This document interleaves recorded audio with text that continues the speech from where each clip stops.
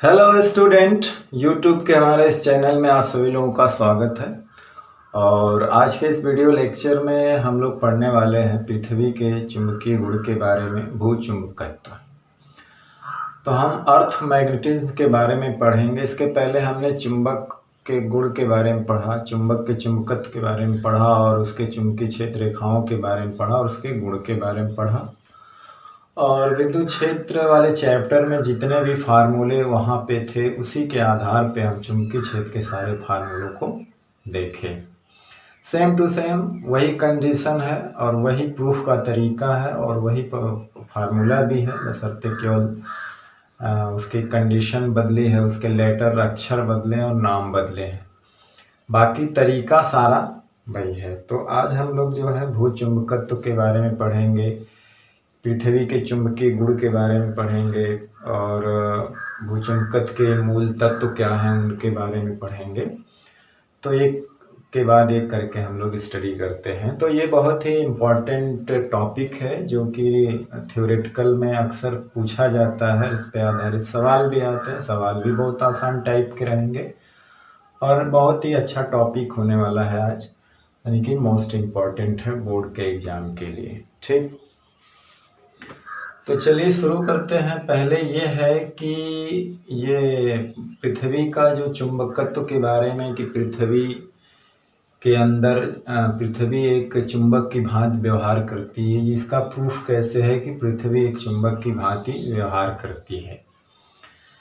तो अभी तो पृथ्वी का चुंबकत्व होने का जो कारण है वो अभी तो ज्ञात है, उस पर रिसर्च चल रही है। मतलब एक्चुअल में ये पता नहीं हो पाया है कि पृथ्वी के अंदर जो चुंबकीय गुण है वो किस कारण से है।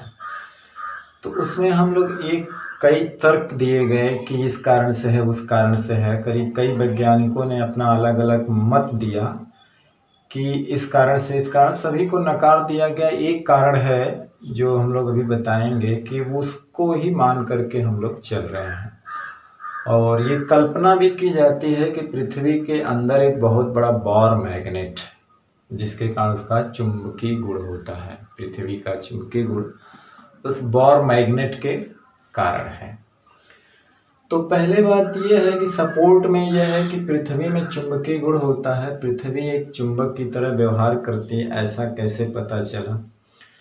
तो कुछ बार मैग्नेट के को पृथ्वी के ऊपर जो है कुछ क्रियाकलाप किए गए, तो जिससे पता चला कि ये बार मैग्नेट ये गुण प्रदर्शित कर रहा है। इसका मतलब है कि पृथ्वी के अंदर ऐसा ही कोई चुंबक रखा हुआ है। जैसे सपोर्ट में ये मतलब ये है कि पृथ्वी एक चुंबक की तरह व्यवहार करती है। इससे पता चला कि जैसे कोई बार मैग्नेट है, छड़ चुंबक जिसको कहते हैं, अगर उसे स्वतंत्रता पूर्वक लटका दिया जाए, फ्रीली सस्पेंडेड कर दिया जाए, तो वो उसके जो सिरे होते हैं चुंबक के, वो उत्तर दक्षिण दिशा में ही ठहरते हैं, आकर अलाइन हो जाते हैं। तो ऐसा क्यों है कि वो उत्तर दक्षिण दिशा में ही ठहरते हैं? मतलब पूर्व पश्चिम में भी हो सकते हैं। अगर उनको डिस्प्लेस कर दिया जाए, डिफ्लेक्ट कर दिया जाए, तो भी घूम करके उसी दिशा में आ जाते हैं। दूसरी चीज़, अगर कोई कील, लोहे की कील हो, मतलब लोहे से बनी वस्तु हो, अगर उसे हम पृथ्वी के अंदर गहराई में गाड़ दें तो कुछ दिनों के बाद वो भी चुंबक बन जाती है। ऐसा ये दो बातें जो है सपोर्ट करती हैं कि पृथ्वी एक चुंबक की तरह व्यवहार करती है। पृथ्वी के अंदर एक बहुत बड़ा बार मैग्नेट रखा हुआ है उसके कोर में। और ये बताया गया कि उस बार मैग्नेट के जो ध्रुव होते हैं, वो जो भौगोलिक ध्रुव होता है, यानी जो हमारा दिशा होती है, ध्रुव, भौगोलिक ध्रुव उत्तर दक्षिण है, उसके विपरीत होती है। हालांकि हम विपरीत मानकर ही चलेंगे, चूंकि एनसीईआरटी बुक में दोनों की डायरेक्शन सेम माना हो। वहाँ हम अंतर भी बताएंगे, आपकी मर्जी, आप वो मानिए या मानिए, जब आएगा आगे तो हम बताएंगे। तो इस पे अब रिसर्च चली भाई। सपोर्ट तो मिला, दो हमने एग्जाम्पल दिया, इससे पता चला कि हाँ पृथ्वी एक चुंबक की तरह व्यवहार करती है। तो उसके अंदर चुंबकीय गुण आया कहाँ से? तो इसके लिए इस रिसर्च, बहुत सारी रिसर्च हुई, उसमें आज भी चल रही है। अभी तो उसके चुंबकीय गुणों का कारण अज्ञात है, पता नहीं है क्या है। तो एक चीज़ें ये कही गई जो ये कि पृथ्वी के अंदर ये वाली जो बात है, कल्पना की गई कि बार मैग्नेट रखा हुआ पृथ्वी के अंदर, उसके भूगर्भ में एक बहुत बड़ा छड़ चुंबक रखा हुआ है जिसके दायरे, हालांकि हम इसी कल्पना को मान के अपनी थ्योरी आगे ले जाएंगे।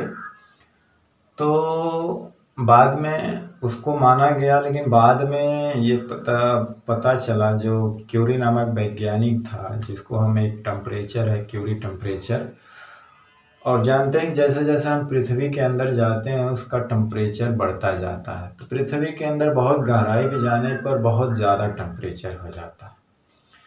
तो बहुत ज़्यादा टेम्परेचर का मतलब एक किसी के अंदर कोई छड़ चुंबक है, वो अपना चुंबकत्व खो देता है। किस टेम्परेचर पे खो देता है? तो एक टेम्परेचर का मानक होता है जिसे हम लोग क्यूरी टेम्परेचर, क्यूरी ताप कहते हैं।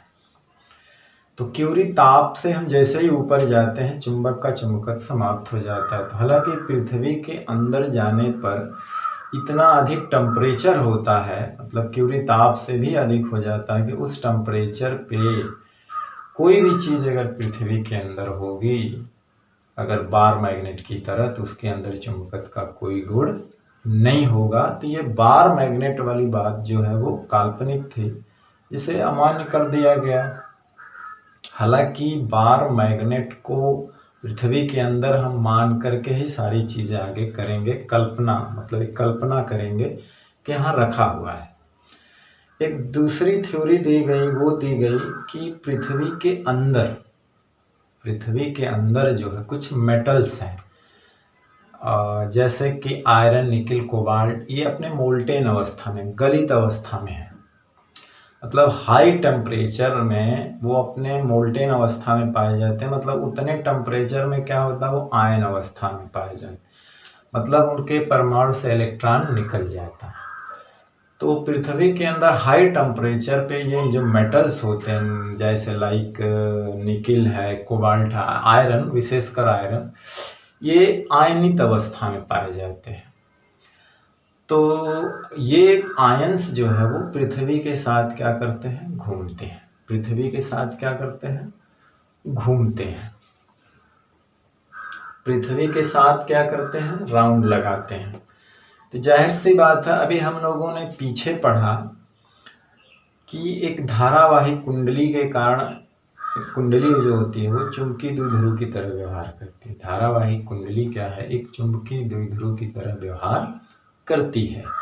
तो बिल्कुल उसी तरह से आयंस एक आयंस, जैसे जैसे करंट, जैसे कि इलेक्ट्रॉन हो या प्रोटॉन हो, जब चलते हैं तो एक करंट के तुल्य व्यवहार करते हैं। भाई आयन के चलने से, इलेक्ट्रॉन के चलने से ही तो करंट का निर्माण होता है। तो उसी तरह से जब आयंस पृथ्वी के साथ चक्कर लगाते हैं तो एक धारावाही लूप की तरह व्यवहार करते हैं। और उनके चलने, चूँकि पॉजिटिव आयन चल रहे हैं तो उसी डायरेक्शन में करंट भी बहती है। तो उनके वो एक आयंस जो होते हैं, वो जो मेटेलिक्स हैं, जिसको आयरन, निकिल, कोबाल्ट कहते हैं, उनके पृथ्वी के साथ घूमने के कारण एक धारावाही लूप बन जाता है। ये थ्योरी है, विचार है वैज्ञानिकों का, और ज़्यादा तक हद तक यही सही और यही माना भी जाता है कि उसके साथ चारों ओर घूमते हैं। यानी कि जैसे ये पृथ्वी है, ये इसके भौगोलिक ध्रुव हैं, तो जो आयंस हैं वो इस तरह से राउंड इसके साथ लगा है। ठीक, तो ये एक धारावाही लूप की तरह व्यवहार करते हैं। तो जब ये धारावाही लूप जो है एक चुंबकीय द्विध्रुव की तरह व्यवहार करता है, तो ये एक चुंबकीय द्विध्रुव की तरह व्यवहार करता है। और ये फैक्ट जो है ज़्यादा मतलब सपोर्ट करता है कि हाँ, ये बात सही हो सकती है कि इसी कारण पृथ्वी का अंदर चुंबकत्व का गुण पाया जाता है। अब देखिए, इस तरह से घूमने में क्या हुआ कि ऊपर ये छेद रेखाएं अंदर जाएंगी इस तरह से। इसका मतलब हुआ कि इसके ऊपर वाला सिरा जो होगा वो यस होगा और इसके नीचे वाला सिरा जो है यन होगा। यानी कि ये इसकी छेद रेखाएं ऐसे होंगी, लेकिन जैसे ही बाहर आएंगे ऐसे आएंगे। तो इस तरह से ये सपोर्ट मिला कि ये वाली बात आज तक यही चल रही है। बाकी ये भी अभी परफेक्ट रीज़न नहीं है कि नहीं इसी के कारण पृथ्वी का चुंबकत्व होता है, अभी भी इस पे रिसर्च चल रहे हैं। तो हमने सपोर्ट में ये बताया कि कैसे पता चला पृथ्वी के अंदर चुंबकत्व का गुण है, क्योंकि किसी भी बार मैग्नेट को हम स्वतंत्रतापूर्वक लटका देते हैं तो उत्तर दक्षिण दिशा में ही ठहरता है। क्यों ठहरता है ऐसा? किसी लौह युक्त पदार्थ को पृथ्वी के अंदर गाड़ देने पर कई दिनों के बाद उसमें चुंबकत्व का गुण आ जाता है, तो ये सपोर्ट करता है कि पृथ्वी के अंदर होता है। उसके सपोर्ट में कई रिसर्च हुई जिसमें हमने दो बताया। एक ये बताया कि एक तो कल्पना मान लिया गया कि उसके अंदर एक बार मैग्नेट बहुत बड़ा रखा हुआ है जिसके ध्रुव भौगोलिक ध्रुवों से उल्टे होते हैं, और इसीलिए जैसे उसके ऊपर अगर फ्रीली हम कोई चुंबक डाल देते हैं तो ये यस वाला ध्रुव इसके विपरीत वाले ध्रुव को अपनी तरफ खींच लेता है कि नहीं? तो इसीलिए ये यन वाला जो है यस की तरफ आ जाता है, मतलब उत्तर दिशा में ठहर जाता है, और ये यस वाला जो यन खींच लेता है, इसलिए ये वाला ध्रुव दक्षिण दिशा में आके ठहर जाता है। ये यस होता है यन, तो यन वाला सिरा उत्तर चला जाता है और यस वाला दक्षिण आ जाता है। लेकिन पृथ्वी के जो ध्रुव हैं और चुंबक के वो अपोजिट होते हैं। दूसरी चीज ये तो वो कहा गया कि पृथ्वी के अंदर का टेम्परेचर इतना हाई टेम्परेचर होता है कि उस टेम्परेचर पे कोई भी पदार्थ चुंबकत्व का गुण धारण कर ही नहीं सकता।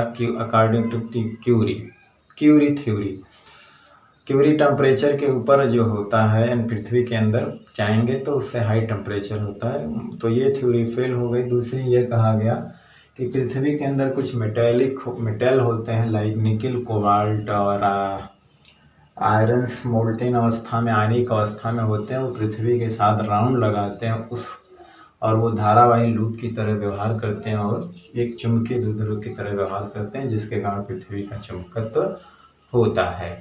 तो और यही थ्योरी आज तक हम लोग मानते चले आए, जब भी इसका रियल कारण अभी भी अज्ञात है। ठीक, लेकिन हम जो सारे बिहेवियर जो लेके चलेंगे वो यही लेके चलेंगे कल्पना करके कि पृथ्वी के अंदर एक बार मैग्नेट है जिसके चुंबकीय ध्रुव जो होते हैं पृथ्वी के भौगोलिक ध्रुवों से विपरीत होते हैं। ठीक, पृथ्वी के भौगोलिक ध्रुवों से क्या होते हैं? विपरीत होते हैं।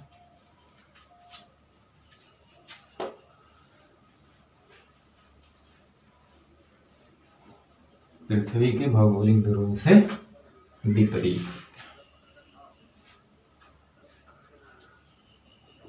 तो ये मान लिया गया कि पृथ्वी के अंदर, जैसे ये पृथ्वी है,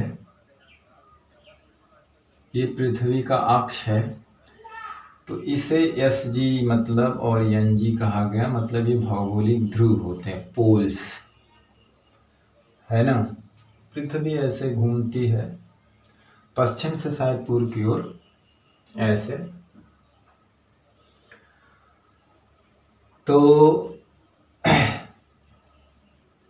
तो इसके अंदर ये माना गया, कल्पना है ये, हालांकि ये घूमने के कारण होता, तो एक ध्रुव उसका ऊपर होता है, एक बार मैग्नेट की तरह मान लिया गया, और वो भौगोलिक ध्रुव से थोड़ा हटकर होते हैं, और वो एंगल जो है 11.3 या 5 होता है, वो कांस्टेंट नहीं होता है, ये बदलता रहता है, जरूरी नहीं कि फिक्स है। तो एक चुंबक की तरह व्यवहार करते हैं, जिसका जो चुंबकीय ध्रुव होता है, तो उत्तरी ध्रुव जो होता है इसका वो दक्षिण की ओर होता है, यानी कि इधर होता है, और एस जी इधर होता है। हालांकि एनसीईआरटी बुक में जो है वो एन जी इसी साइड दिया हुआ है और एस जी साइड क्यों दिया हुआ हम बताते हैं।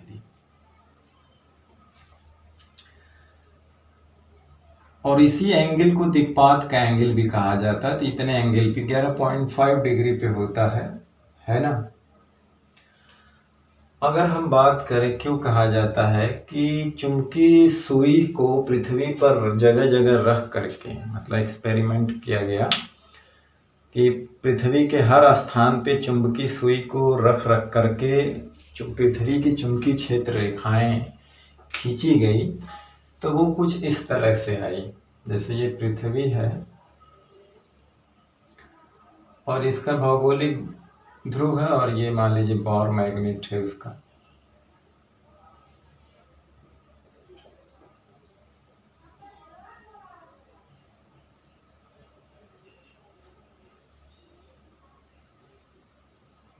जिसका एस इधर होता था, एन इधर है, और ये तो एन जी है, ये ऊपर होता है, एस जी ये भौगोलिक ध्रुव होता है।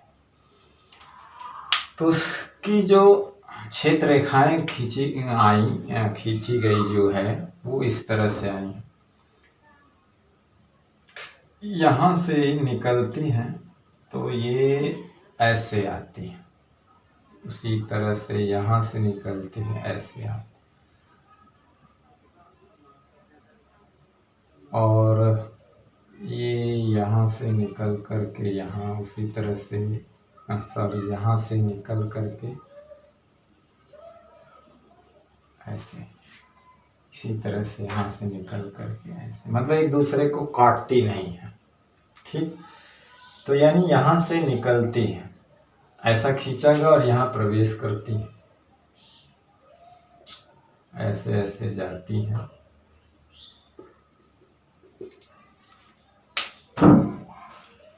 ठीक, तो ये पृथ्वी की चुंबकीय क्षेत्र रेखाएं। तो देखिए चुंबकीय सुई हमेशा नॉर्थ से साउथ की ओर तैरती है। चुंबकीय सुई क्या होती है, हमेशा जो पॉइंट होती है वो साउथ से नॉर्थ की ओर, उसका जो पॉइंट हमेशा क्या इधर से ठहरता है, साउथ से नॉर्थ की ओर डायरेक्ट होती है, साउथ से नॉर्थ की ओर। अब चुंबकीय सुई को अभी हम आगे बताएंगे भी कि जो है चुंबकीय सुई को जगह जगह ले गया, जैसे उसके पोल पर ले जाया गया, इस पोल पर यहाँ पे अभी बताएंगे कि इसका विषुवतीय रेखा, विषुवतीय तल या भूमध्य रेखीय तल या भूमध्य रेखा क्या होती है, जिसको चुंबकीय विषुवत रेखा, विषुवतीय तल, जो इसके इक्वेटर जो होते हैं इसके बीच से पास होते हैं, इसके परपेंडिकुलर होता है, अभी बताएंगे। चुंबकीय सुई को जब यहाँ पे रखा गया, यहाँ पे, तो वो एकदम सीधा खड़ी हो गई ऐसे, मतलब पैरेलल हो गई, मतलब क्षेत्र रेखाओं के पैरेलल। यहाँ पर भी उसी तरह से व्यवहार किया उसने। ठीक, और यहाँ पे जैसे जैसे मतलब पोल की तरफ आती गई ऐसे, यहाँ तो थोड़ा सा झुकती गई, यहाँ तो उसके पैरेलल हो गए, यहाँ भी पैरेलल, जिसको हम लोग इक्वेटर कहते हैं। बाकी जगह पे वो थोड़ा सा झुकती गई। जैसे अब यहाँ आया, इसकी जगह बात करें तो ये क्षेत्र रेखाएं ऐसे हैं, है ना, ऐसे हैं, तो इधर की तरफ पॉइंट हो गई, यहाँ पे इधर की तरफ पॉइंट हो गई, है ना, और ये है हमारा क्षैतिज डायरेक्शन, ये हमारा क्षैतिज डायरेक्शन, ये भी क्षैतिज ही कहा जाएगा। पृथ्वी पे इधर ये सारी चीजें क्षैतिज है। ठीक, और वर्टिकल क्या है, ऊपर से नीचे, बाकी इधर सभी क्षैतिज है।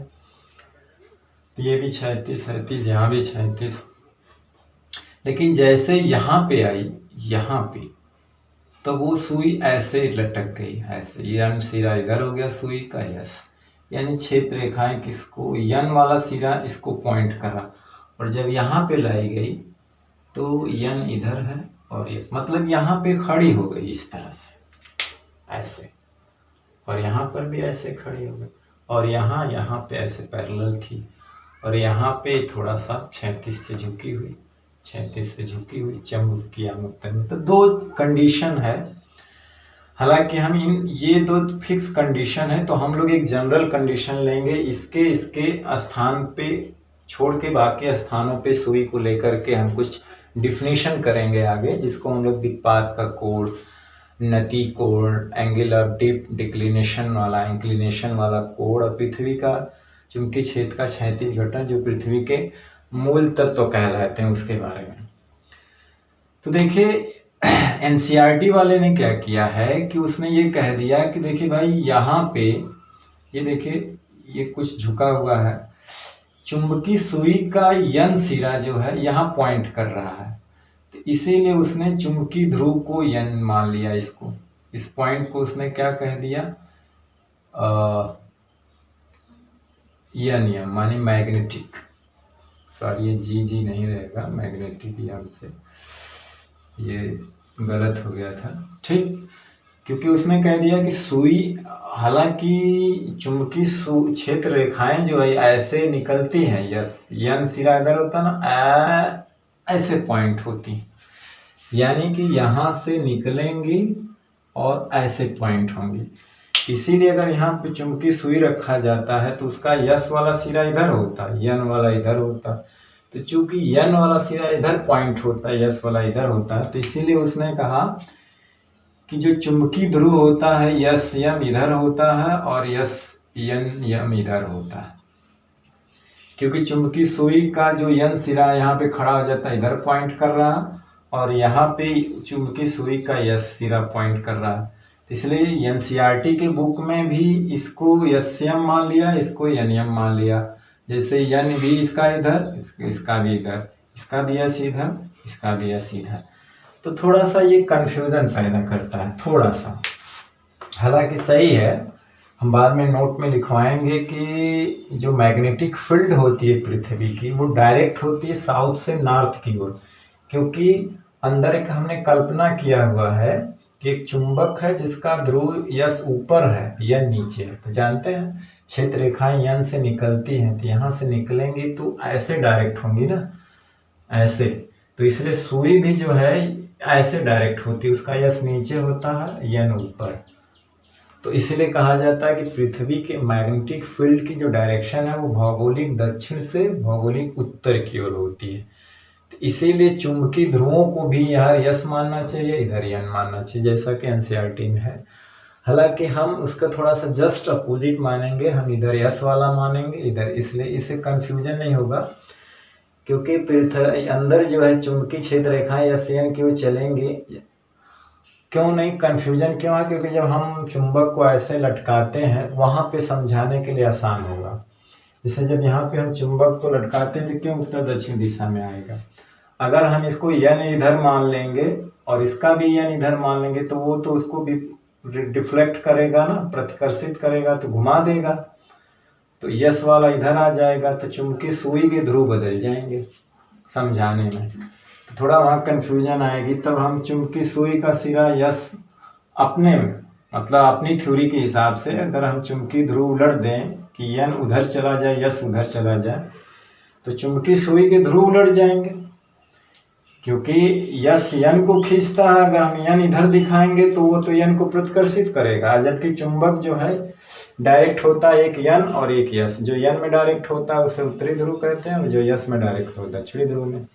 लेकिन अगर हम उसको इसी डायरेक्शन में मान लेंगे तो ये यन इधर और यस इधर, तो ये सुई उलट जाएगी। अब नॉर्थ की ओर सुई का साउथ चला जाएगा और साउथ की ओर सुई का नॉर्थ चला जाएगा। हालांकि ऐसा नहीं होगा। तो इसीलिए कि ये वाली बात समझाने के लिए हम ये मान के चलेंगे कि जो इसके चुंबकीय ध्रुव हो, जो हम कल्पना कर रहे हैं कि इसके अंदर रखा हुआ है, उसका साउथ पोल भौगोलिक नॉर्थ की ओर होगा और जो नॉर्थ पोल होगा वो भौगोलिक साउथ की ओर होगा। जबकि एनसीईआरटी में थोड़ा सा अपोजिट है। एनसीईआरटी में क्यों ऐसा किया वो भी हमने बता दिया, क्योंकि यहाँ पे सुई जो होती है ना, उसका यन सिरा इधर इंडिकेट होता और यहाँ पे यस सिरा इधर होता है, यन दूर होता, तो इसलिए उसने साउथ इधर माना है और यन इधर माना है। और चुंबकीय सुई को जो हम खड़ा करते हैं तो भी सुई का यन सिरा उत्तर ही होता है, यस सिरा दक्षिण होता है, तो उसके आधार पे मान लिया। हम अपनी थ्योरी को आसान बनाने और समझाने के लिए ऐसा करेंगे। हालांकि रियलिटी यही है कि जो कल्पना की गई है उसके अंदर, पृथ्वी के अंदर चुंबक का, उसका दक्षिणी ध्रुव उत्तर ही होता भौगोलिक के और उत्तरी ध्रुव दक्षिण होता है। तभी तो यहाँ से क्षेत्र रेखाएं ऐसे निकल करके ऐसे जाएंगी और चुंबकीय सुई ऐसे डायरेक्ट होगी। ठीक, तो यहाँ थोड़ा कंफ्यूजन नहीं करना है। बात एनसीईआरटी वाली थी तो हमने उसमें ऐसा क्यों लिखा वो बता दिया। ठीक, याद रखना पृथ्वी के अंदर एक चुंबक है जिसका दक्षिणी ध्रुव भौगोलिक उत्तर और उत्तरी ध्रुव जो होता है भौगोलिक दक्षिण की ओर, ध्रुवों से थोड़ा हटके, मतलब कुछ डिग्री हटके, ये कांस्टेंट नहीं होता है, स्थान स्थान पे ये बदलता रहता है। किसी ऐसे स्थान पे भी जाएंगे जहाँ पे ये 0 हो जाएगा, है ना, यही हो जाएगा। ठीक। और पृथ्वी के अंदर जो है क्षेत्र रेखाएं जो यस से यन की ओर चलती हैं और बाहर यन से यस की ओर जाती हैं। इसी कारण से चुंबक या चुंबकीय सुई हमेशा उत्तर से दक्षिण से उत्तर दिशा में ठहरता है। ठीक। अब चलते हैं हम अपने मेन जो सवाल है उसकी तरफ चलते हैं, जो हमें पढ़ना है और आगे भी हम समझाते रहें। ठीक। चलिए, और यहाँ पे हम इसकी भी चर्चा आगे करेंगे कि यहाँ खड़ी हो जाती है तो नति एंगल क्या होगा, यहाँ क्या होगा, ध्रुव, भूमध्य रेखा, विषुवत रेखा किसे कहते हैं, ये सब आएगा।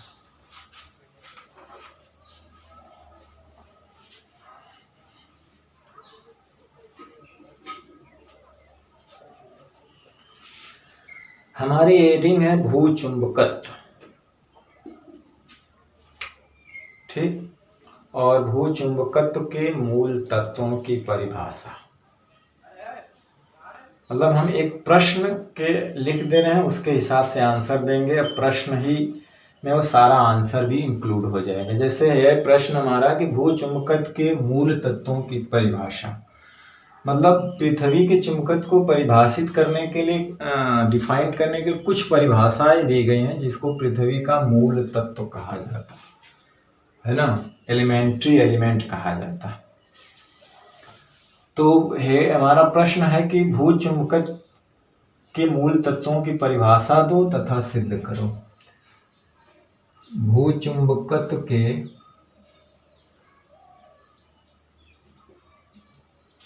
मूल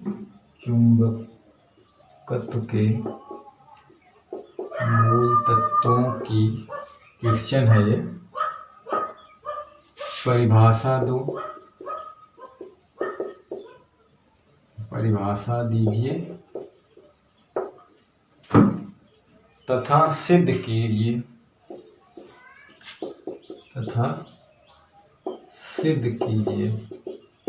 कि BE बराबर √h² और tan थीटा बराबर B/h। ये प्रूफ भी करना है। प्रश्न भी नहीं समझ में आएगा, धीरे धीरे समझ में आएगा। ठीक। ये हमारा है प्रश्न। पहले हम भूचुंबकत्व क्या होता वो बताएंगे, फिर मूल तत्व कौन कौन है उनकी परिभाषा देंगे, उसको डिफाइन करेंगे, फिर उसी में ये प्रूफ करेंगे। ये बड़ा ही इंपॉर्टेंट क्वेश्चन है, कई बार पूछा गया है। ठीक। तो ये हमारा प्रश्न है। अब हम इसके बारे में देखिए कि पृथ्वी के जो चुंबकीय गुण होते हैं उसी को भूचुंबकत्व कहा जाता है। हालांकि इसका जो चुंबकत्व का बारे में जो कारण है वो अज्ञात है, और अभी जो कारण चल रहा है वो हमने बता दिया है। तो चलिए इसके बारे में लिखते हैं कि भूचुंबकत्व क्या है, मूल तत्व क्या है। तो पृथ्वी के चुंबकीय गुण को भूचुंबकत्व कहते हैं। ठीक। आंसर में क्या लिखेंगे कि पृथ्वी के चुंबकीय गुण को बकीय गुण को भूचुंबकत्व अर्थ मैग्नेटिज्म कहते, क्या कहते हैं, भूचुंबकत्व कहते हैं। तो पृथ्वी एक चुंबक की भांति व्यवहार करती है। पृथ्वी एक चुंबक की भांति व्यवहार करती है। पृथ्वी एक चुंबक की भांति व्यवहार करती है ना, जिसका उत्तरी ध्रुव, मतलब हम एग्जैक्ट रिजल्ट पे आ रहे हैं, जिसका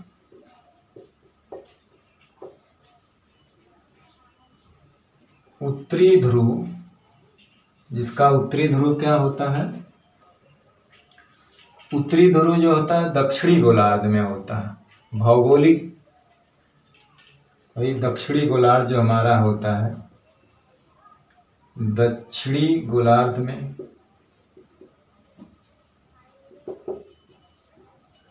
तथा दक्षिणी ध्रुव उत्तरी गोलार्ध में होता है, तथा दक्षिणी ध्रुव जो होता है, दक्षिणी ध्रुव उत्तरी गोलार्ध में होता है। आधा अर्धक जो होता है, आधा उधर गोलार्ध में भौगोलिक ध्रुव, जो हमारा भौगोलिक ध्रुव रियल ध्रुव होता है, अक्ष का जो ध्रुव होता है, भौगोलिक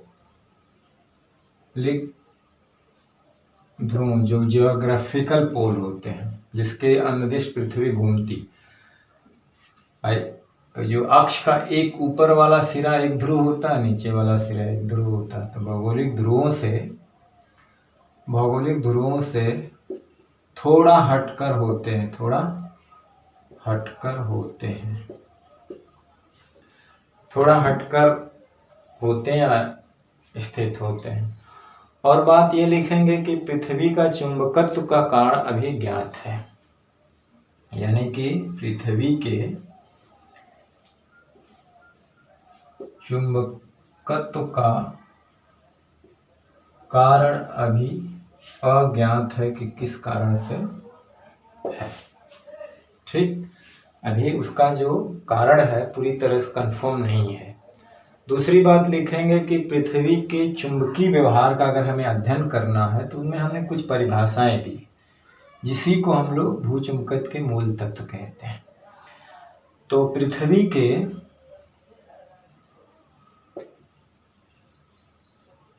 चुंबकीय व्यवहार का अध्ययन करने के लिए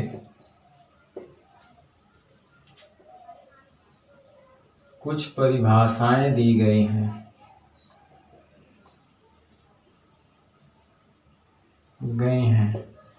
जिन्हें भूचुंबकत्व के मूल तत्व कहते हैं,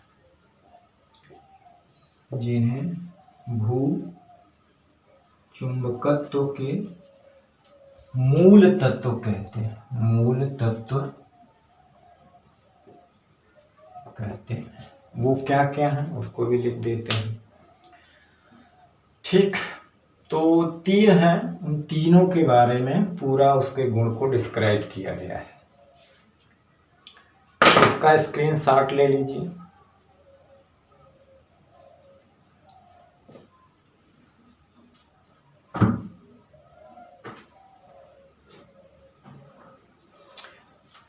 तो पृथ्वी के चुंबकीय गुण को भूचुंबकत्व कहते हैं। पृथ्वी एक चुंबक की भांति व्यवहार करती है, जिसका उत्तरी ध्रुव दक्षिणी गोलार्ध में, दक्षिणी ध्रुव उत्तरी गोलार्ध में भौगोलिक ध्रुवों से थोड़ा हटकर होते हैं। पृथ्वी के चुंबकत्व का कारण अभी ज्ञात है।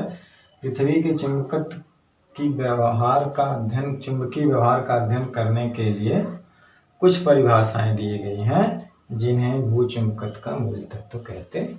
ठीक, चलिए।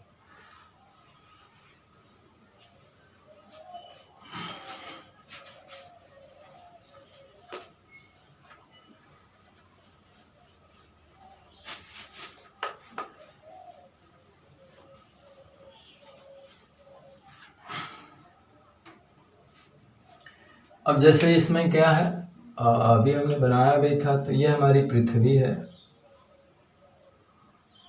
और ये जो SG और NG ये भौगोलिक ध्रुव है, भौगोलिक उत्तरी ध्रुव, भौगोलिक दक्षिणी ध्रुव। G का मतलब जियोग्राफिकल, मतलब भौगोलिक, साउथ भौगोलिक नॉर्थ। ठीक, और उसके जो होते हैं थोड़ा सा हट करके होते हैं पृथ्वी के जो चुंबकीय ध्रुव होते हैं, लगभग 11.3 या 5 डिग्री होता है ये। इधर इसका क्या होता है, ये अंदर एक चुंबक तरह होता है।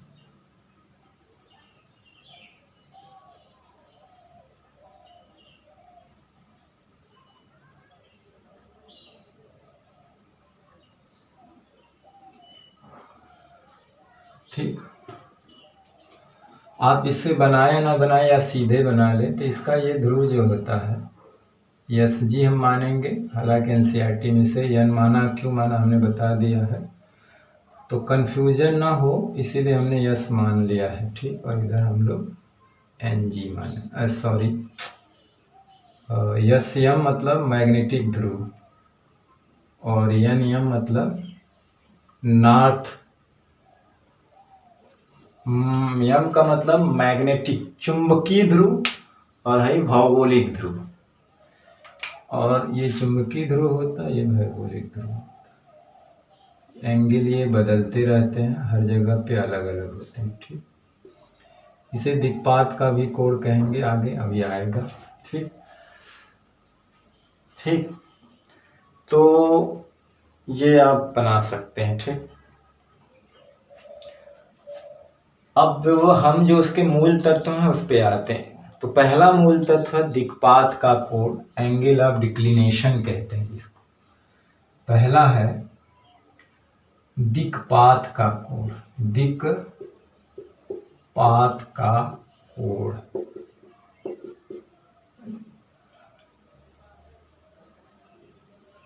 ठीक, एंगल ऑफ डिक्लिनेशन कहा जाता है इसको, जिसको हम अलग अलग किताबों में अलग अलग ढंग से बताया गया है। तो हम यहाँ पे उसको फाई से प्रदर्शित करते हैं। अभी एक आएगा नति का कोण, एंगल ऑफ डिप या इंक्लिनेशन जिसको कहते हैं, जिसको हम थीटा ले लेंगे सुविलक। ठीक,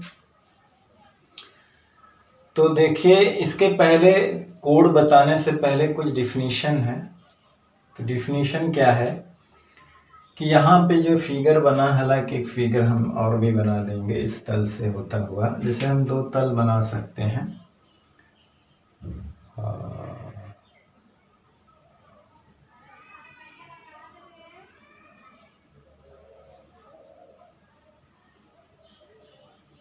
हालांकि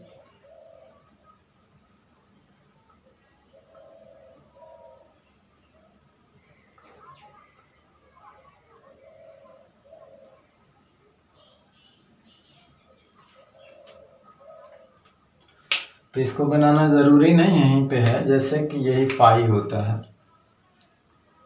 तो हम पहले एक परिभाषा ये देते हैं कि चुंबकीय यामोत्तर और भौगोलिक यामोत्तर क्या होते हैं। तो ये काल्पनिक प्लेन है जिसको माना गया है ना। तो भौगोलिक यामोत्तर क्या होता है? जो भौगोलिक ध्रुवों को मिलाने वाली रेखा। तो भौगोलिक ध्रुवों को मिलाने वाली रेखा क्या है? ये भौगोलिक ध्रुवों को मिलाने वाली रेखा से होकर जाने वाले प्लेन को, मतलब इसके से काटता हुआ जाने वाला प्लेन। ठीक, इसी में जैसे हमने इसको ले लिया, ये एक प्लेन हो गया, इसको काटता हुआ जाने वाला प्लेन, ठीक, को हम लोग कहते हैं भौगोलिक यामोत्तर। यानी कि पृथ्वी के भौगोलिक ध्रुवों को मिलाने वाली रेखा से होकर गुजरने वाले ऊर्ध्वाधर तल को, मतलब ये तल ऊर्ध्वाधर रहेंगे, ऐसे ऐसे गुजरेंगे, है ना। जब भी रहेंगे खड़े रहेंगे ऐसे, इससे होकर जाने वाले तल को, मतलब इससे पीछे जाएंगे आगे जाएंगे लेकिन खड़े रहेंगे, ऐसे नहीं रहेंगे। देखिए यहाँ पे खड़े हैं। तो उससे होकर जाने वाले ऊर्ध्वाधर तल को क्या कहते हैं? भौगोलिक यामोत्तर। उसी तरह से पृथ्वी के दोनों चुंबकीय ध्रुवों को मिलाने वाली रेखा से होकर जाने वाले ऊर्ध्वाधर तल को चुंबकीय यामोत्तर कहते हैं, मैग्नेटिक मेरिडियन। और इसको क्या कहते हैं? Geographical meridian. भौगोलिक यामोत्तर, चुंबकीय यामोत्तर। इन्हीं प्लेनों के बीच दोनों प्लेन कितने एंगल पे हैं? जैसे एक प्लेन ये हो गया, एक प्लेन ये हो गया, ठीक। तो दोनों प्लेन कितने एंगल पे हैं? मतलब ये वाला जो पोर्शन है यहाँ से, ठीक है, जो यहाँ पे कट हो गया ना, तो ये कट वाला, एक प्लेन यहाँ, एक प्लेन यहाँ।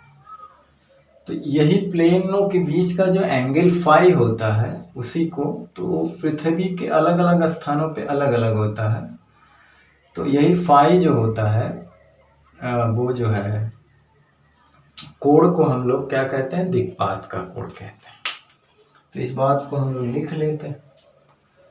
ठीक, फिगर आप ऊपर वाला ही बना सकते हैं। तो ऊपर वाला, तो पहले कहेंगे कि पृथ्वी के भौगोलिक ध्रुवों को मिलाने वाली रेखा, पृथ्वी के भौगोलिक ध्रुवों को मिलाने वाली रेखा को रेखा से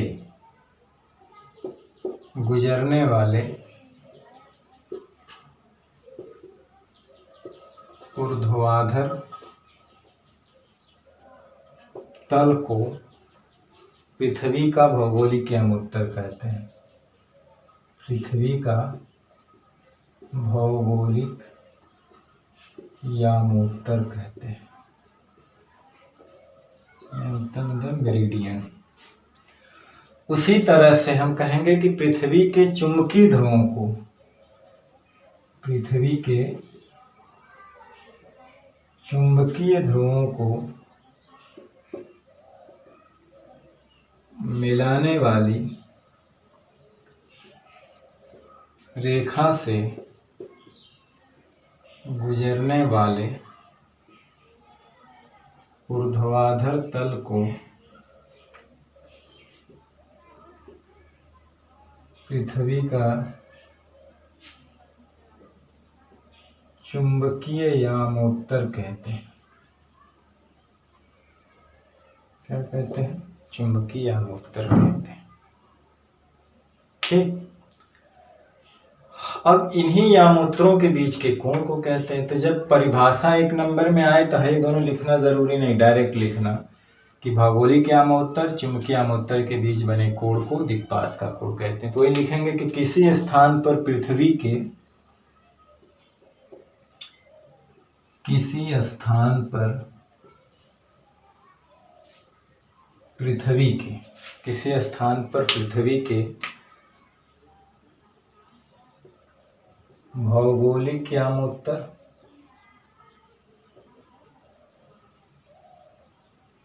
तथा चुंबकीय यामोत्तर,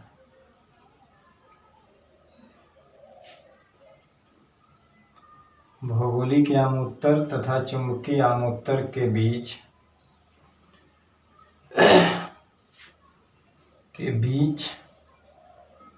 के कोण को, के बीच के कोण को उस स्थान पर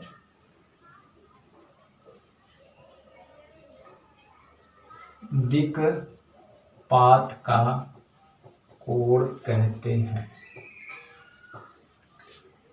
ठीक, और इसे फाई से व्यक्त करते हैं। इसे फाई से व्यक्त करते हैं। कोई भी अक्षर आप ले सकते हैं, ऐसा नहीं। तो देखिए, इससे होकर जाने वाला एक प्लेन है और इससे होकर उधर जाने वाला प्लेन। तो दोनों प्लेनों के बीच के कोण को क्या कहते हैं? दिक्पात का कोण कहते हैं। दोनों प्लेनों से होकर जाने वाले कोण को क्या कहते हैं? दिक्पात का कोण कहते हैं। कौन सा कोण कहते हैं?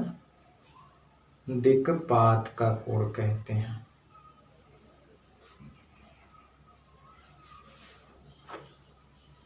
ठीक, और फाई से इसको प्रदर्शित करते हैं। इसका स्क्रीनशॉट ले लीजिए। अब चलते हैं इसके दूसरे मूल तत्व के बारे में। तो ठीक है, यहाँ पे आप फिगर ऊपर बना ही लिए हैं, उसी फिगर में आप बना सकते हैं। ये भौगोलिक यामोत्तर होगा, यामोत्तर, और ये चुंबकीय यामोत्तर, यामोत्तर। ठीक,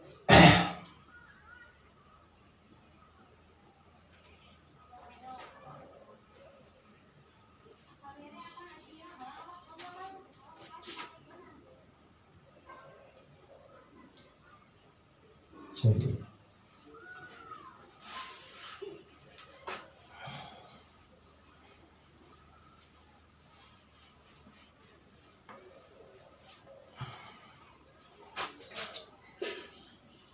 एक चीज और है कि ये मान लीजिए पृथ्वी है, ये इसके X S G N G है,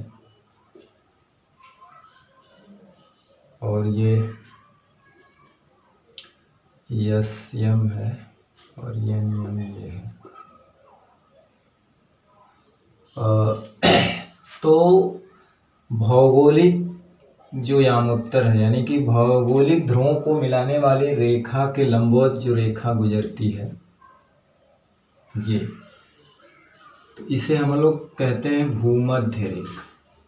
भूमध्य रेखा या विषुवत रेखा को कहते हैं भूमध्य रेखा या विषुवत, यानी कि इसको जियोग्राफिकल भौगोलिक इक्वेटर कहा है ना, इक्वेटर है, या विषुवतीय प्लेन कहा जाता है। अगर इससे कोई प्लेन गुजर रहा है, मान लीजिए ये प्लेन, तो ये विषुवतीय प्लेन है। उसी तरह से इस वाली जो चुंबकीय ध्रुवों को मिलाने वाली रेखा जो होती है, ठीक इससे लंबवत ये वाली जो रेखा होती है, इसको हम लोग चुंबकीय या इक्वेटर, मैग्नेटिक इक्वेटर कहा जाता है, या भूमध्य रेखा है विषुवत रेखा, चुंबकीय भूमध्य रेखा हो जाएगी, है ना। ये मैग्नेटिक इक्वेटर होता है, जियोग्राफिकल इक्वेटर होता है ना। इसे हम लोग जो है चुंबकीय विषुवत रेखा या भूमध्य रेखा कहते हैं। क्या कहते हैं? चुंबकीय विषुवत रेखा या भूमध्य रेखा। चुंबकीय विषुवत रेखा या, तो इसे हम लिखेंगे चुंबकीय विषुवत रेखा, या उससे गुजरने वाला जो प्लेन है विषुवतीय प्लेन या भूमध्य रेखीय प्लेन, चुंबकीय भूमध्य रेखीय प्लेन होगा जी। ठीक, तो ये हमने बता दिया कि इसके परपेंडिकुलर वाली जो लाइन है वो विषुवत रेखा भूमध्य रेखा होगी, और ये चुंबकीय भूमध्य रेखा होगी इसके परपेंडिकुलर चुंबकीय ध्रुव। ठीक, तो ये चीज है। अब हम लोग चलते हैं दूसरे वो उसके दूसरा जो मूल तत्व है उसके बारे में पढ़ते हैं, जिसको हम लोग नति कोण कहते हैं, एंगल ऑफ डिप। तो दूसरा जो है वो है एंगल ऑफ डिप, यानी दूसरा मूल तत्व है नति कोण।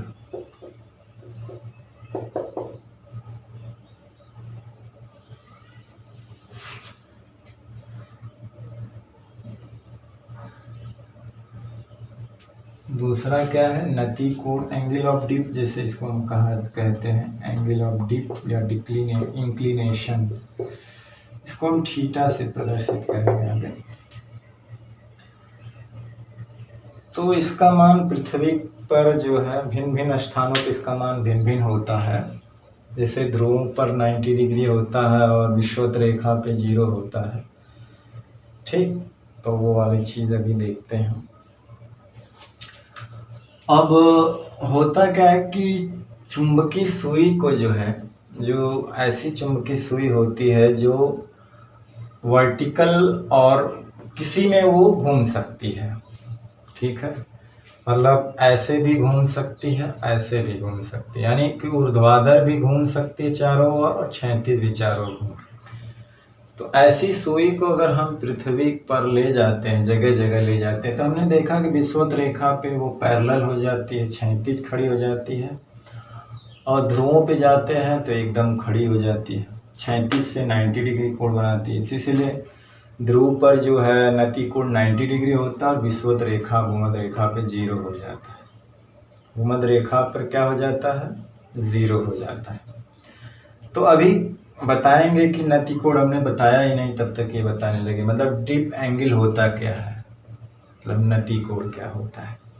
ये दो स्थान को छोड़कर पृथ्वी के किसी भी स्थान पर अगर हम ले जाएं तो उसको स्वतंत्रता पूर्वक चुंबकीय सुई को लटकाएं, मतलब है कि पृथ्वी के किसी स्थान पर अगर कोई चुंबकीय सुई ले जाए जो ऊर्ध्वाधर तल में घूम सकती हो, क्षैतिज घूम सकती हो, तो चुंबकीय सुई जो होती है वो क्षैतिज दिशा जो होती है उससे कुछ एंगल बना करके ठहरती है। ऐसा नहीं कि सीधी खड़ी हो, मतलब है कि कुछ एंगल बनाते हुए खड़ी होती है।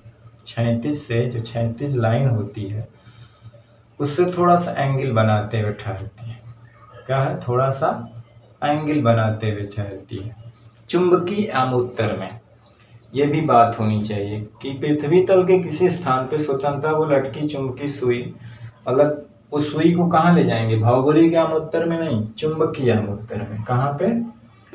चुंबकीय आमुत्तर में। जब हम चुंबकीय आमुत्तर में उसको लेके जाते हैं तो क्या होती है कि वो चुंबकीय आमुत्तर की जो 36 दिशा होती है उससे कुछ कोण बनाते हुए डिप, मतलब झुक जाती है, टिल्ट हो जाती है। तो 36 दिशा से वो सुई जितने अंश पे झुक जाती है वही उसका एंगल ऑफ डिप होता है, मतलब उसी को नति कोण कहा जाता है। जैसे कि मान लीजिए कि ये जो, मान लीजिए चुंबकीय आमुत्तर है, ये चुंबकीय आमुत्तर है। क्या है? ये चुंबकीय आमुत्तर है। मान लेते हैं कि ये चुंबकीय आमुत्तर है, ठीक है। और ये जैसे कि मान लीजिए ये ऊर्ध्वाधर दिशा है इसकी, और ये 36 मान लेते हैं।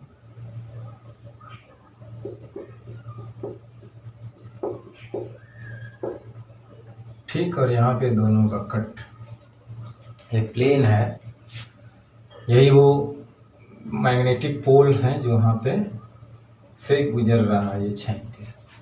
ठीक है, प्लेन में ऐसे ही दिखा सकते हैं क्योंकि ऊर्ध्वाधर ही है ना, उससे इसी लाइन से होकर जाने वाले ऊर्ध्वाधर प्लेन को कहते हैं। अब चुंबकीय सुई इसमें ले आए, मान लीजिए किसी स्थान की बात करें, चुंबकीय आमुत्तर की किसी स्थान की बात है, तो चुंबकीय सुई क्या होती है कि हमेशा जो है इस 36 दिशा से हमेशा क्या होती है, कुछ एंगल बनाकर ठहरती है।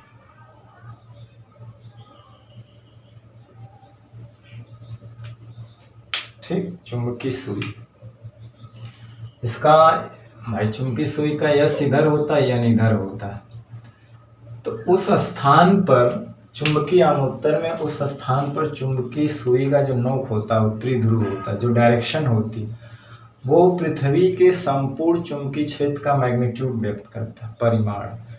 यानी चुंबकीय सुई इधर ही झुक गई, इसका मतलब है कि जो मैग्नेटिक फील्ड की पूरी डायरेक्शन क्या है, इधर है। संपूर्ण चुंबकीय क्षेत्र की डायरेक्शन क्या है, इधर है।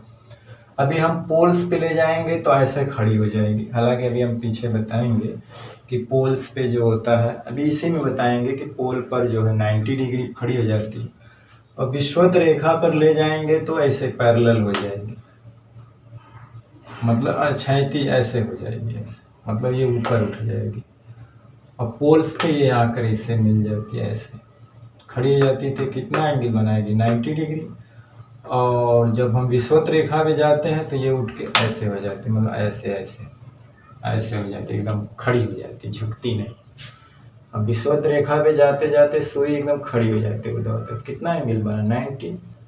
और विषुवत रेखा पे जाएंगे, पोल पे खड़ी हो जाती है, विषुवत रेखा पे ऐसे 36 रहती है, मतलब 0 एंगल। तभी बना के दिखाएंगे, तो इस बात को हम लोग लिख लेते हैं कि पृथ्वी तल के किसी स्थान पर, पृथ्वी तल के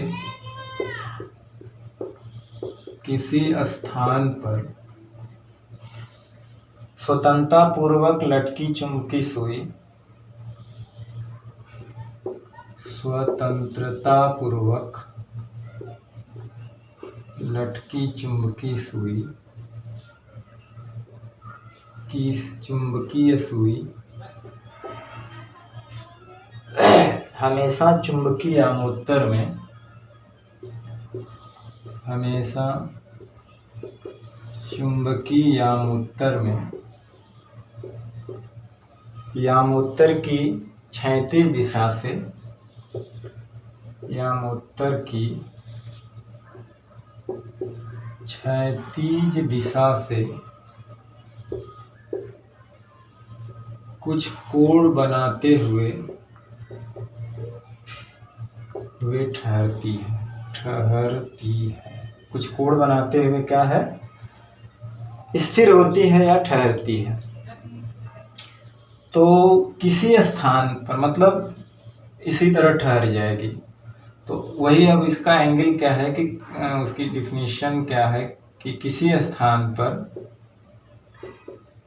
डिफिनीशन का मतलब है कि अब उसके बारे में है कि क्षैतिज दिशा और सुई की दिशा की जो बीच का कोण होता है उसी को हम लोग नति कोण कहते हैं। तो किसी स्थान पर चुंबकीय अक्ष के बीच किसी स्थान पर किसी स्थान पर यामोत्तर की क्षैतिज दिशा, किसी स्थान पर यामोत्तर की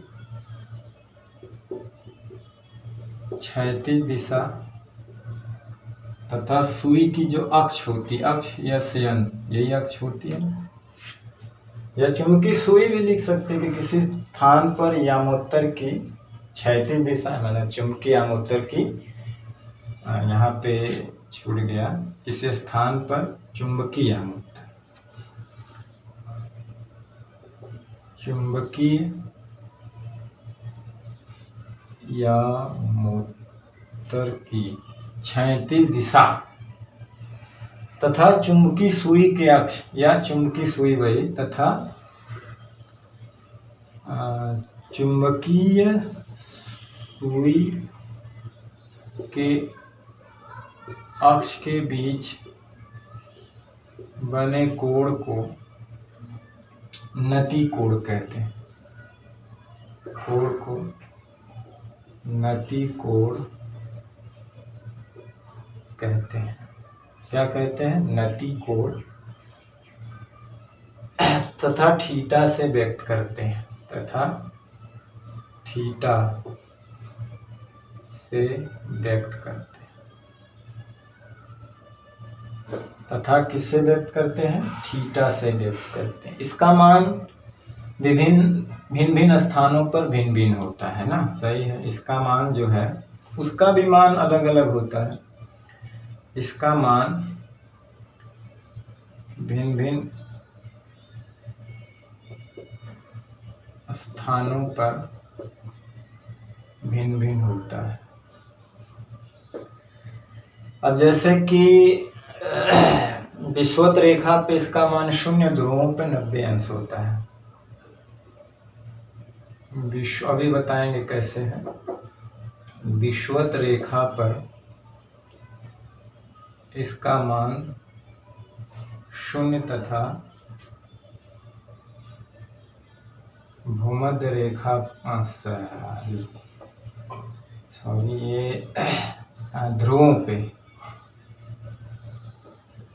ध्रुवों पर 90 अंश होता है। ठीक, इसका स्केल शॉट ले लीजिए, अभी बताते हैं कैसे होता है।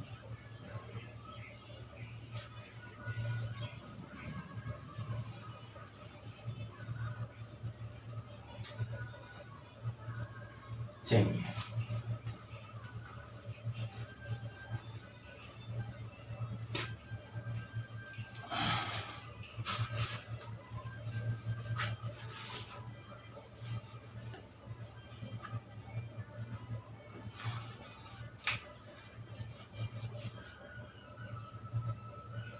चलिए मान लीजिए कि ये पृथ्वी है, ठीक।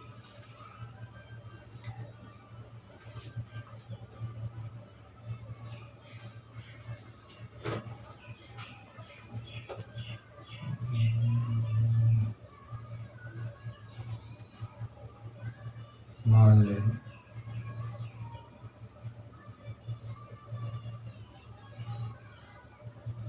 ये है उसका, मान लीजिए मैग्नेट है, इसका अक्ष है, ये यस एम इधर होता है और एन एम इधर होता है। तो देखिए जो क्षेत्र रेखाएं होती हैं, मान लेते हैं कि इधर से निकल करके ऐसे आती है,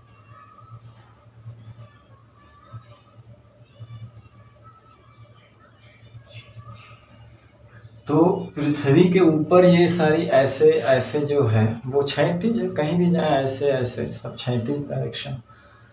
देखिए तो एक होती दक्षिण दिशाएं होती पूरब पश्चिम उत्तर दक्षिण, ये क्षैतिज और उत्तर ऊर्ध्वाधर दोनों दूसरी चीज होती है। क्षैतिज का मतलब ऐसे ऐसे चारों, और ऊर्ध्वाधर का मतलब ऊपर से नीचे।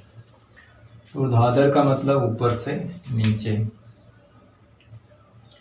तो देखिए ये वाली चीज ये है ना इसका, तो ये वाली डायरेक्शन जो है वो भूमध्य रेखा होती है। ये यहाँ पे इधर से देखिए निकली, यहाँ पे प्रवेश की डायरेक्शन क्षेत्र की ये है।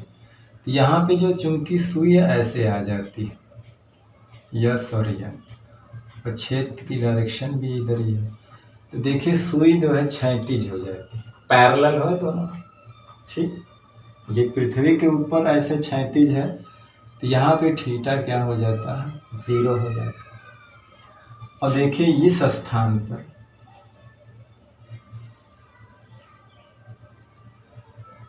यहाँ पे चुंबकीय सुई खड़ी हो जाती है। क्षैतिज डायरेक्शन ये है, यहाँ पे भी पृथ्वी की क्षैतिज डायरेक्शन क्या है, ये ऐसे थोड़ी क्षैतिज डायरेक्शन, क्षैतिज तो ये है ना, ऐसे ऐसे, और सुई यहाँ पे खड़ी हो जाती है आकर के ऐसे। यस इधर होता है, यन इधर होता है, तो कितना कोण बनाता है, 90 डिग्री।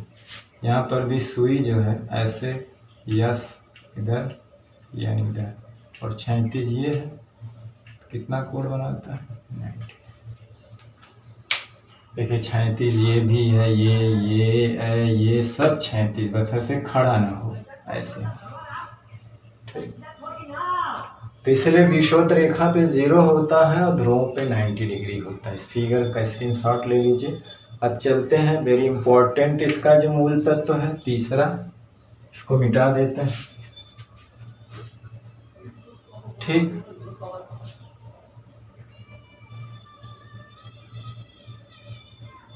चलिए तीसरा जो इसका मूल तत्व है वो पृथ्वी के चुंबकीय क्षेत्र के क्षैतिज घटक होता है और ऊर्ध्वाधर घटक और इनमें संबंध, यही तीसरा है, इम्पोर्टेंट है। पृथ्वी के चुंबकीय क्षेत्र का क्षैतिज घटक,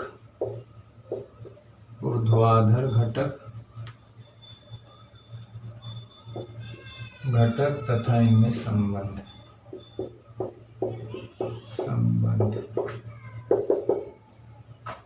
ठीक, क्षैतिज घटक, ऊर्ध्वाधर घटक तथा इनमें संबंध। ठीक,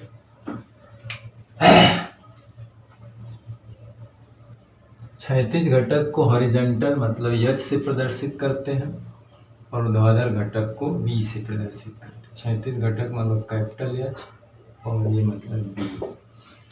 तो इसमें भी वही बात लिखेंगे कि जो चुंबकीय किसी स्थान पर स्वतंत्रतापूर्वक लटकी जो सुई है वो हमेशा चुंबकीय यामोत्तर में यामोत्तर की क्षैतिज दिशा से कुछ कोण बनाते हुए ठहरती या रुकती है, यानी कि नतिकोण बनाते हुए खड़ी होती। ठीक, तो वही चीज लिखेंगे कि पृथ्वी के किसी स्थान पर, पृथ्वी के किसी स्थान पर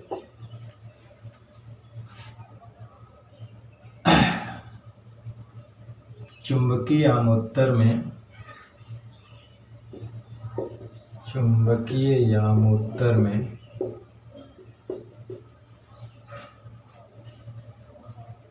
पर चुंबकीय सुई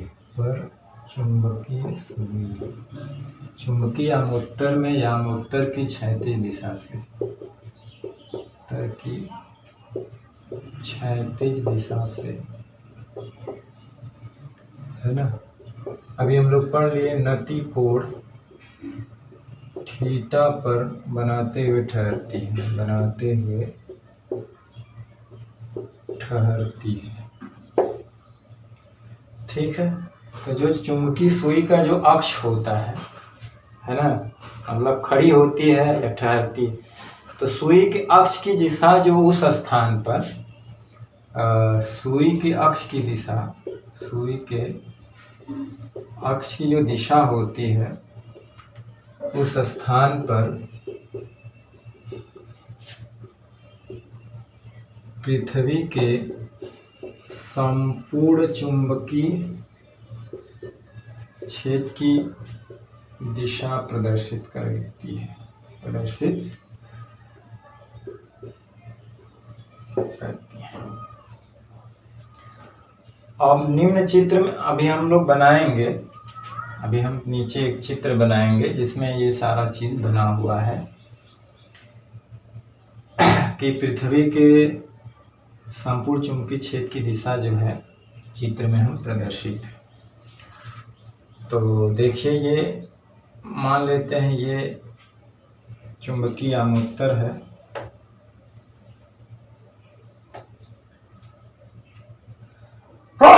सॉरी जैसा अभी हमने पीछे, तो ये इसकी क्षैतिज दिशा होती है, एक ऊर्ध्वाधर है जिसको हम लोग एच कहते हैं, ये इसे हम लोग वी कहेंगे। तो अभी हम नाम दे देते हैं वी कैसे कहेंगे। तो ये सुई है, तो सुई का जो अक्ष है वो वी ई, वी मतलब चुंबकीय क्षेत्र को दिखाते हैं, ई से अर्थ, ये चुंबकीय सुई है, इसका यन इधर होता है और यस यस सिरा इधर होता है और यन इधर होता है, ठीक। और ये जो कोण बना के ठहरती है इसको हम लोग थीटा कहते हैं। तो इस संपूर्ण चुंबकीय क्षेत्र को पृथ्वी यही व्यक्त करती है, पृथ्वी का संपूर्ण चुंबकीय, इसको दो भागों में बांट दिया जाए, मतलब इसके मान को कुछ इधर डिवाइड कर दिया जाए, कुछ इधर, यानी ये दोनों भाग मिलकर के यही होंगे। तो इस डायरेक्शन में जब हम गए तो हमें मिला क्या, बी ई कॉस थीटा मिला, जिसको हम लोग एच कहेंगे, क्षैतिज घटक, ये इसको हमने कहा ना क्षैतिज घटक एच है। और इधर क्या मिला, इस डायरेक्शन में जो आएगा वो आएगा बी ई साइन थीटा। लंबवत घटक क्या होता है, B E sine theta, B E क्या होगा, साइन थीटा, जिसको हम लोग बी कहते हैं। ये ऊर्ध्वाधर है,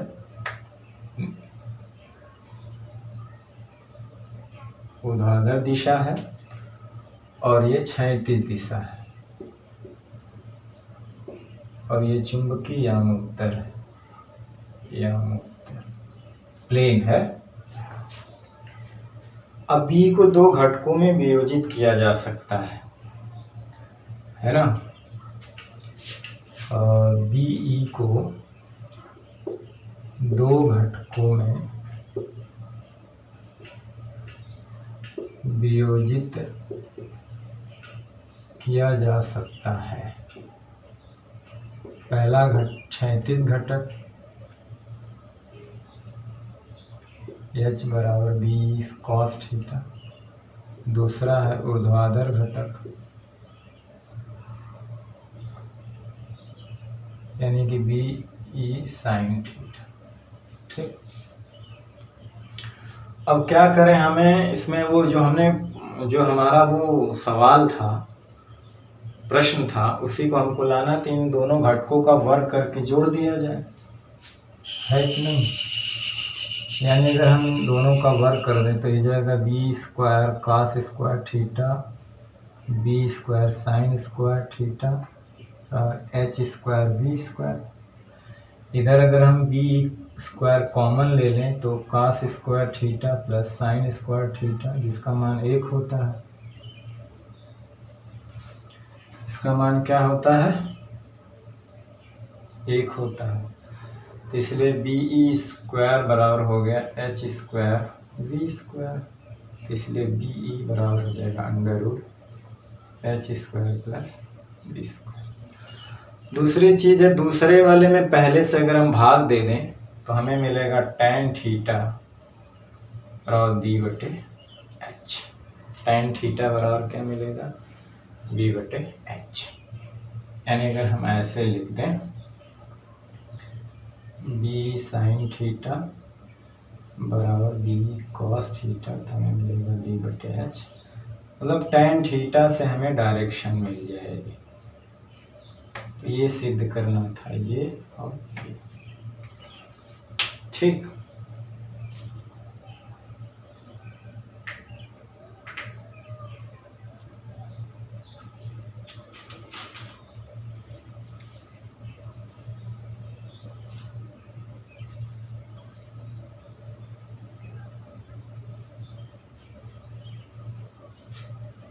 चलिए इसका जल्दी से स्क्रीनशॉट ले लीजिए, चलते हैं आगे।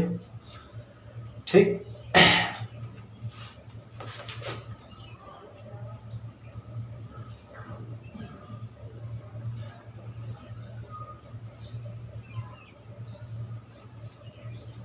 चलिए तो ये एक प्रश्न का पूरा उत्तर हो गया। अब कुछ चीजें हम लोग अलग से लिख लेते हैं नोट में।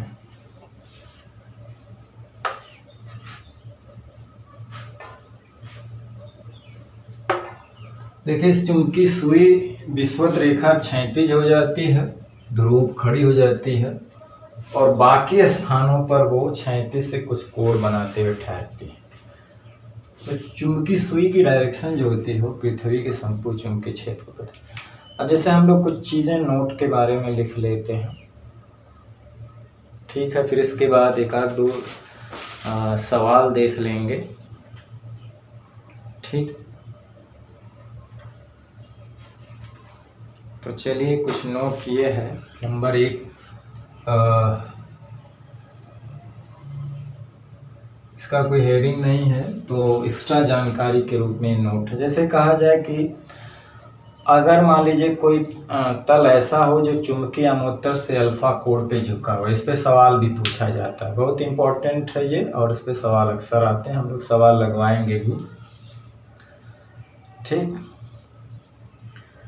क्योंकि न्यूमेरिकल हम लोगों का एक दो लेक्चर न्यूमेरिकल का रहेगा। तो कहने का मतलब है कि चुंबकीय अमोत्तर से अल्फा कोण पर झुके तल में क्या होता है, यानी कहने का मतलब ये हमारा चुंबकीय अमोत्तर है ये, और इससे अल्फा कोण पर झुके तल में एक तल है ये, अल्फा कोण से झुका हुआ है। तो ये हमारा तो क्षैतिज घटक है ही है और ये ऊर्ध्वाधर घटक है बी। ठीक, ये चुंबकीय अमोत्तर है हमारा।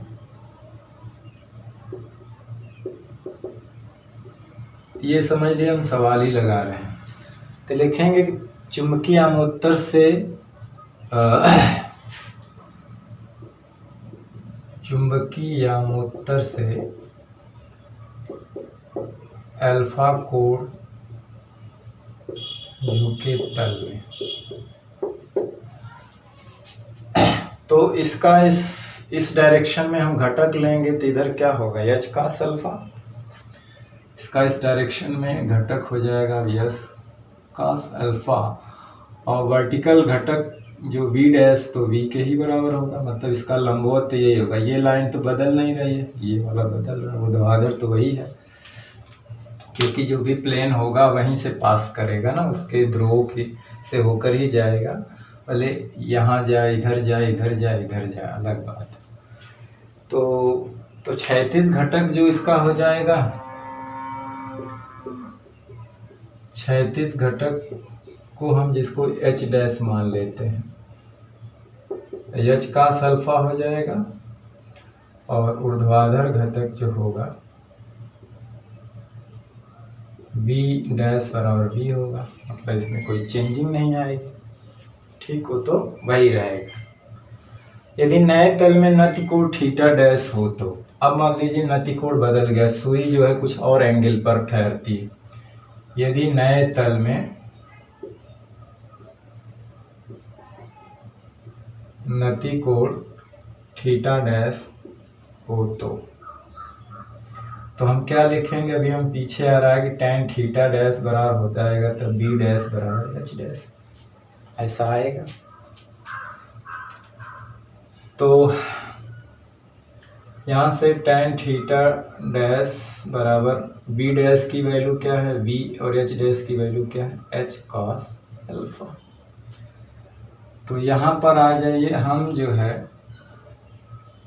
tan थीटा डैश बी बटे एच को क्या लिखते हैं, बी बटे एच को लिखते हैं tan थीटा बटे कॉस अल्फा। ये रिलेशन हो जाएगा,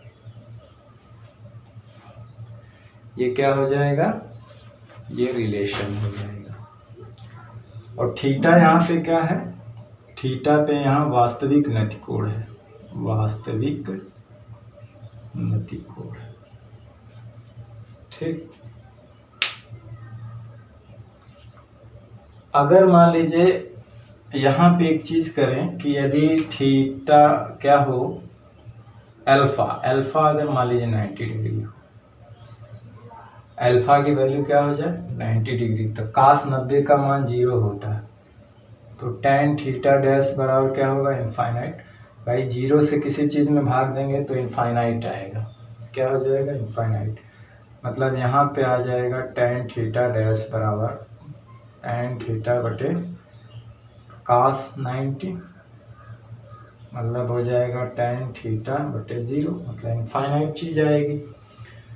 तो मतलब तो tan कितने का मान इनफाइनाइट होता है, तो tan 90 का मान, यानी कि थीटा डैश हमारा जो हो जाएगा 90 डिग्री, मतलब उस तल में जो इससे 90 डिग्री पे होता है उस तल में चुंबकी सुई जो है ऊर्ध्वाधर खड़ी हो जाएगी। मतलब इस तल में चुंबकी सुई ऊर्ध्वाधर खड़ी होती है, इस तल में चुंबकीय सुई ऊर्ध्वाधर खड़ी होती है या होगी। ठीक है, और एक चीज है कि जो हमारा झुका हुआ दूसरा जो तल होता उसमें जो नति कोण होता वो वास्तविक कोण से अलग होता, अरे बड़ा होता, मतलब दूसरे तल में नति कोण वास्तविक कोण से अधिक होता है। ये भी देख लीजिए, दूसरे तल में जो नति कोण होता है वास्तविक, दूसरे तल में नति कोण वास्तविक नति कोण से अधिक होता है। कैसे अधिक होता है वो भी देख लीजिए। देखिए अल्फा की वैल्यू तो दूसरे तल में 0 से अधिक होगी, अल्फा की वैल्यू 0 से अधिक होगी, तो कास की जो वैल्यू होती है वो 0 पे मैक्सिमम होती है। जैसे कॉस के लिए थीटा की वैल्यू जैसे जैसे बढ़ती है तो कॉस थीटा का मान घटता है, तो जाहिर सी बात है दूसरे तल में अल्फा का मान यहाँ पे चूंकि अल्फा की वैल्यू ग्रेटर देन 0 होगी, तो जैसे जैसे अल्फा की वैल्यू बढ़ेगी जो कॉस अल्फा की वैल्यू होगी वो छोटी हो जाएगी, मतलब 1 से तो छोटी हो जाएगी, cos value greater smaller than 1, क्योंकि कॉस 0 का मान 1 होता है, जैसे 0 से बढ़े जाएंगे कॉस अल्फा, जैसे कॉस 90 में जाते जाते 0 हो जाता है, 1 से कम, तो जाहिर सी बात है जब कॉस अल्फा की वैल्यू यहाँ 1 से कम हो जाएगी तो ये बढ़ जाएगा। तो इसका मतलब ये हुआ, तो tan theta dash greater than हो जाएगा tan थीटा, tan दोनों से हटा दीजिए, थीटा डैश बराबर थीटा। तो इसीलिए वास्तविक नति दूसरे तल में हमेशा नति कोण वास्तविक से अधिक होता है, ये भी बात जान लिया आप। दूसरी चीज, अगर कोई ऐसा तल हो जो चुंबकीय आम उत्तर से 90 डिग्री पे है तो उस तल में अगर चुंबकीय सुई ले जाएंगे तो ऊर्ध्वाधर खड़ी हो जाएगी। ठीक, इसका जल्दी से स्क्रीनशॉट ले लीजिए। अब हम लोग चलते हैं उस बात की तरफ कि ध्रुव पर और विषुवत रेखा पे एच और वी के मान क्या होते हैं। हालांकि अभी हमने तो बता ही दिया है ना, हमने अभी पीछे बता दिया है कि विषुवत रेखा पे थीटा का मान 0 होता है, ध्रुवों पे 90 डिग्री होता है, तो एच वी के वैल्यू क्या होंगे। ठीक, इसका स्क्रीनशॉट ले लीजिए जल्दी से। चलिए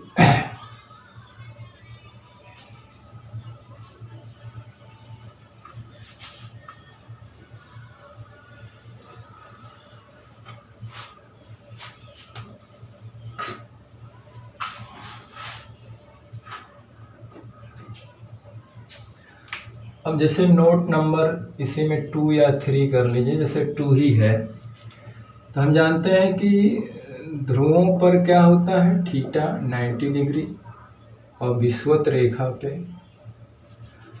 तो थीटा 90 डिग्री होता है। ध्रुवों पे क्या होता है थीटा 90 डिग्री होता है, तो जानते हैं कि एच बराबर होता है बी कॉस थीटा, तो ध्रुवों पर थीटा की वैल्यू 90 डिग्री होता है, तब तो ये cos 90 का मान 0 होता है। ध्रुव पे 36 घटक 0 होता है। 36 जो चुंबकीय क्षेत्र होता है, चाहे 36 घटक जो होता है वो ध्रुव पे 0 होता है।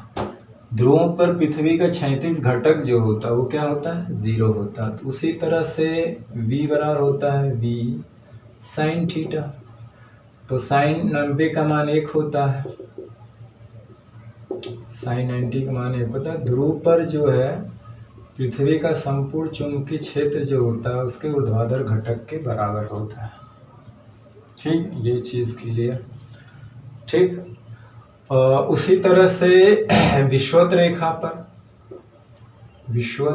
पर क्या होता है, पर थीटा जो है 0 डिग्री होता है। तो वहाँ की बात करें तो B E cos theta, cos 0 का मान 1 होता है, तो एच बराबर बी ई होता है। यानी विषुवत रेखा पे 36 घटक, पृथ्वी का संपूर्ण चुंबकीय क्षेत्र 36 घटक के बराबर होता है। और जानते हैं कि v बराबर क्या होता है, v साइन थीटा। तो साइन 0 का मान 0, तो v बराबर 0। तो यानी कि विषुवत रेखा पे पृथ्वी का संपूर्ण चुंबकीय क्षेत्र उसके 36 घटक के बराबर होता है। चुंबकीय आमोत्तर के है, ये सारी कहानी चुंबकीय आमोत्तर में है। और ऊर्ध्वाधर घटक 0 होता है, ऊर्ध्वाधर घटक 0 होता है और वो ऊपर से नीचे की डायरेक्शन में होता है। ठीक,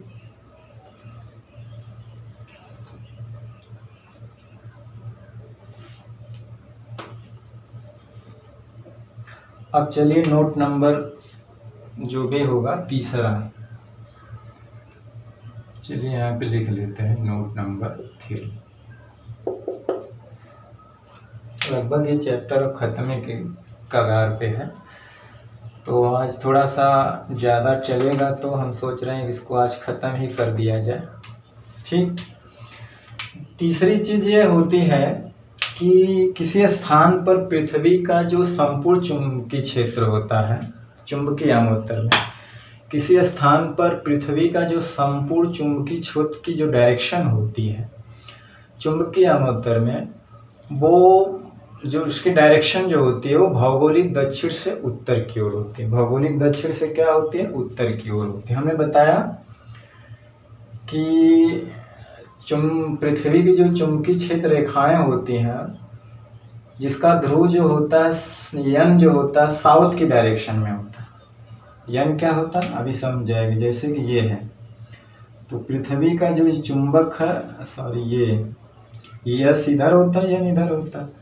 तो यहाँ से क्षेत्र रेखाएं निकल करके ऐसे जाती हैं, ऐसे। तो यस ऐसे जाने का मतलब हुआ कि बाहर जो चुंबकीय सुई है वो ऐसे खड़ी होती है, ऐसे खड़ी होती है। तो ये डायरेक्शन, ये क्षेत्र रेखा की जो डायरेक्शन होती है वही तो पृथ्वी के चुंबकीय क्षेत्र की दिशा होगी। तो चुंबकीय सुई ऐसे खड़ी होती है, तो इसलिए पृथ्वी के संपूर्ण चुंबकीय क्षेत्र की जो दिशा है चुंबकीय आमोत्तर वो 36 दिशा से। हाँ, एक चीज और है कि दो स्थान अगर छोड़ दिया जाए, पोल और विषुवत रेखा, तो वो 36 दिशा, जो 36 घटक की दिशा से थीटा कोण पे इसकी डायरेक्शन किधर होगी, भौगोलिक दक्षिण से उत्तर की, भौगोलिक दक्षिण से उत्तर की ओर। क्योंकि हमारा भौगोलिक डायरेक्शन यानी इधर साउथ इधर, तो भौगोलिक साउथ से नॉर्थ की, क्योंकि सुई ऐसे खड़ी होती है। देखिए क्षेत्र रेखाएं ऐसे ऐसे चल रही हैं, ठीक ना। तो हमेशा याद रखिएगा कि पृथ्वी के संपूर्ण चुंबकीय क्षेत्र की जो दिशा होती है चुंबकीय आमोत्तर में, वो उसके 36 घटक चुंबकीय आमोत्तर के 36 दिशा से थीटा कोण पे दक्षिण से उत्तर की ओर होती है। क्योंकि क्षेत्र रेखाएं हमेशा साउथ से निकल करके उत्तर की ओर जाती हैं, तो इसलिए दक्षिण से उत्तर की। तो यही बात हमको नोट में लिख लेनी है। ठीक, तो लिखेंगे किसी स्थान पर पृथ्वी का संपूर्ण चुंबकीय क्षेत्र, किसी स्थान पर पृथ्वी का संपूर्ण चुंबकीय क्षेत्र, किसी स्थान पर पृथ्वी का संपूर्ण चुंबकीय क्षेत्र चुंबकीय आमोत्तर में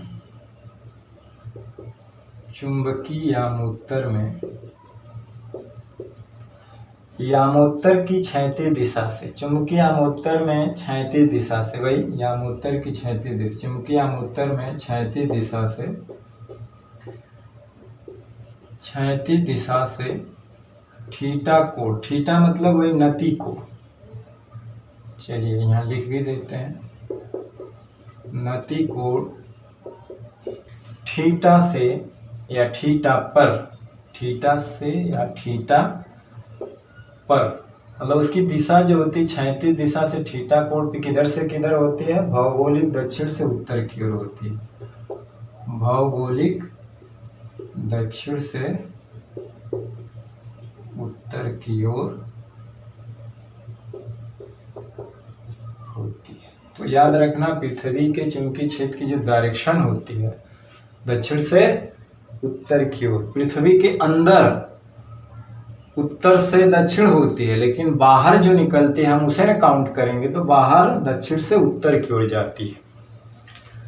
ठीक, अब देखिए जो क्षैतिज घटक यच की भी दिशा दक्षिण से उत्तर की ओर होती है। क्षैतिज घटक जो होता है, दो घटक होते हैं ना, एक ऊर्ध्वाधर घटक होता है, एक यच जो है क्षैतिज घटक होता है और वी ऊर्ध्वाधर घटक होता है। तो क्षैतिज घटक की दिशा भी भौगोलिक दक्षिण से उत्तर की ओर होती है और ऊर्ध्वाधर घटक की दिशा ऊपर से नीचे की ओर होती है। ऊर्ध्वाधर घटक की दिशा ऊपर से नीचे की होता है। तो जो क्षैतिज घटक होता है, घटक एच की भी जो दिशा होती है, क्षैतिज घटक एच की दिशा जो होती है, ये भी क्या होता है, चुंबकीय आमोत्तर में भौगोलिक दक्षिण से उत्तर की ओर होती है, उत्तर की ओर, भौगोलिक दक्षिण से किधर होती है, उत्तर की ओर होती है। ठीक है ना।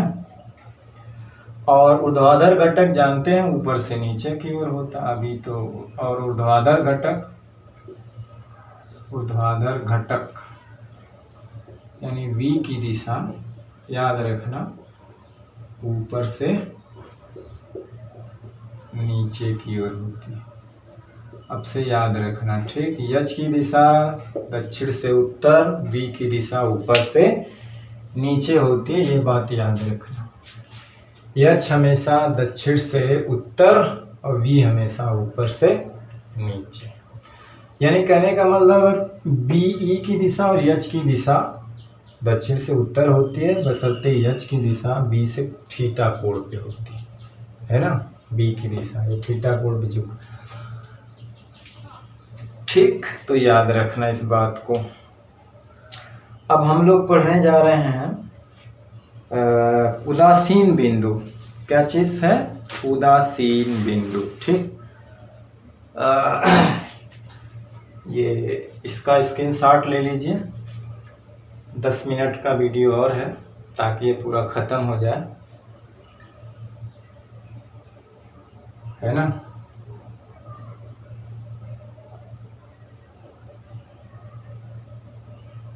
उदासीन बिंदु, तो नोट नंबर 4 वही है। एक तो सवाल देख लेंगे, बाकी इससे रिलेटेड सवाल जो है बाद में हम लगाएंगे। तो किसी चुंबक के चुंबकीय क्षेत्र में, जैसे उदासीन बिंदु क्या है, किसी चुंबक के चुंबकीय क्षेत्र में वह बिंदु जहां उसका नेट चुंबकीय क्षेत्र शून्य होता है। किसी चुंबक के चुंबकीय क्षेत्र में स्थित वह बिंदु जहां पे नेट चुंबकीय क्षेत्र क्या होता है, शून्य होता है, तो वह उदासीन बिंदु कहलाता है। तो नोट नंबर 4 यही है ना, उदासीन बिंदु जिसको कह सकते हैं। इस पे भी बहुत महत्वपूर्ण सवाल आगे मिलेंगे। ठीक, तो लिखेंगे किसी चुंबक के चुंबकीय क्षेत्र में वह बिंदु, किसी चुंबक के चुंबकीय क्षेत्र में वह बिंदु, किसी चुंबक के चुंबकीय क्षेत्र में वह बिंदु जहां नेट चुंबकीय क्षेत्र शून्य होता है, जहां नेट चुंबकीय क्षेत्र क्या होता है? शून्य होता है। उदासीन बिंदु कहलाता है। उदासीन बिंदु क्या होता है? कहलाता। तो किसी चुंबक के चुंबकीय क्षेत्र में वह बिंदु जहां नेट चुंबकीय क्षेत्र शून्य होता है उदासीन बिंदु कहलाता है। कौन सा बिंदु कहलाता है? उदासीन बिंदु कहलाता है। तो देखिए उदासीन बिंदु पे क्या होता है, जैसे हमारा एक कागज का तल है, इसी में हम लोग वो करेंगे। तो कागज के तल में उदासीन बिंदु पर होता क्या है कि जो पृथ्वी का 36 घटक होता है वो है ना, चुंबक के चुंबकीय क्षेत्र की दिशा बराबर और विपरीत होती है। जो चुंबक का चुंबकीय क्षेत्र की दिशा और पृथ्वी के 36 घटक की दिशा दोनों बराबर और विपरीत होती है, दोनों एक दूसरे को कैंसिल कर देते हैं, तो उदासीन बिंदु होता है। तो लिखेंगे कि कागज के तल में उदासीन बिंदु पर, जैसे हमारा यहाँ पे ब्लैक बोर्ड तल है, कागज के तल में उदासीन बिंदु पर पृथ्वी के चुंबकीय क्षेत्र का 36 घटक मतलब H तथा चुंबक का चुंबकीय क्षेत्र, चुंबक का चुंबकीय क्षेत्र B बराबर व विपरीत होते हैं, मतलब B बराबर H होता है, के बराबर और विपरीत होते हैं। ठीक, अब इससे सवाल आएंगे। अब जैसे नोट नंबर 5 अगर हम कह दें, अब जैसे मान लिया जाए कि यदि कोई चुंबक चुंबकीय आमोत्तर में उसका उत्तरी ध्रुव उत्तर की ओर और दक्षिणी दक्षिण की ओर रखा होगा, मतलब यदि किसी चुंबक का, यदि किसी चुंबक का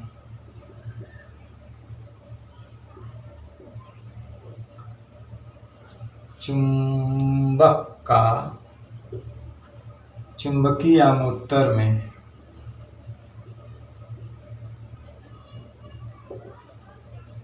उत्तरी ध्रुव उत्तर की ओर तथा दक्षिणी ध्रुव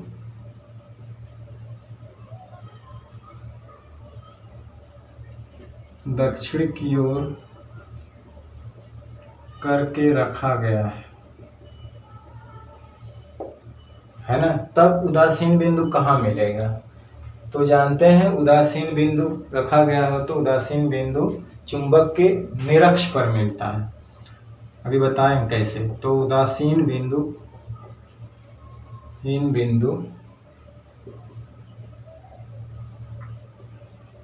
चुंबक के निरक्ष पर मिलता है।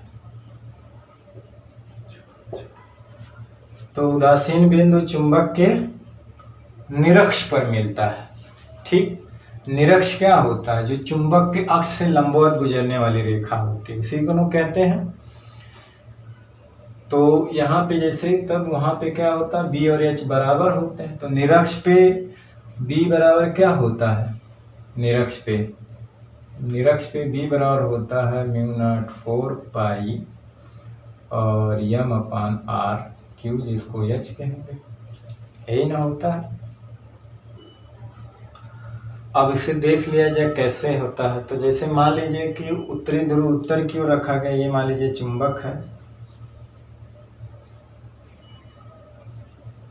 चुंबक का उत्तरी ध्रुव उत्तर है, दक्षिणी ध्रुव दक्षिण है। ठीक, और पृथ्वी के जो 36 घटक की दिशा भी दक्षिण से उत्तर की ओर होती है।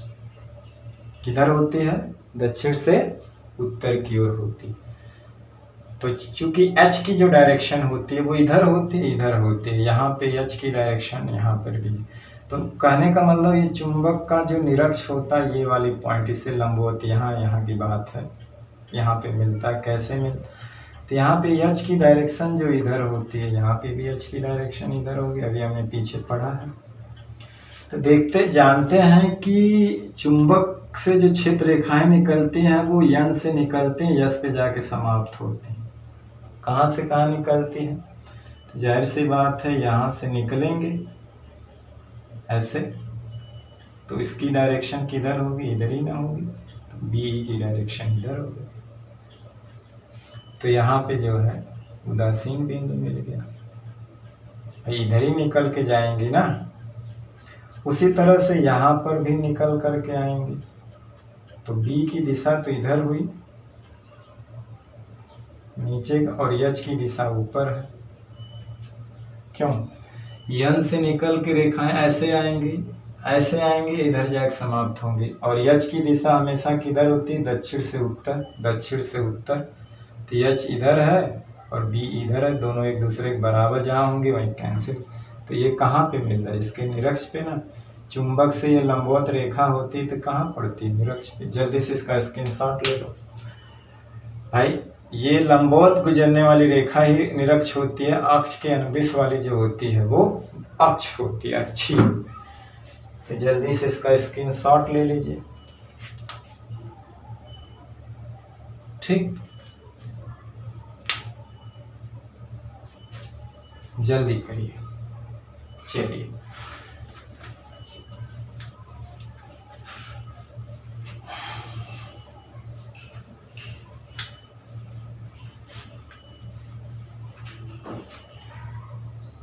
एक चीज और है कि यदि चुंबक चुंबकीय आमोत्तर में, इसी में यदि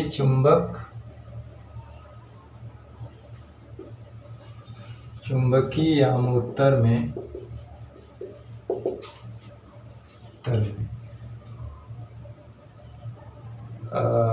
उत्तरी ध्रुव दक्षिणी ओर करके रखा गया हो। किधर? चुंबक का उत्तरी ध्रुव किधर रखा गया हो? दक्षिण की ओर, भौगोलिक दक्षिण की ओर, तथा दक्षिणी ध्रुव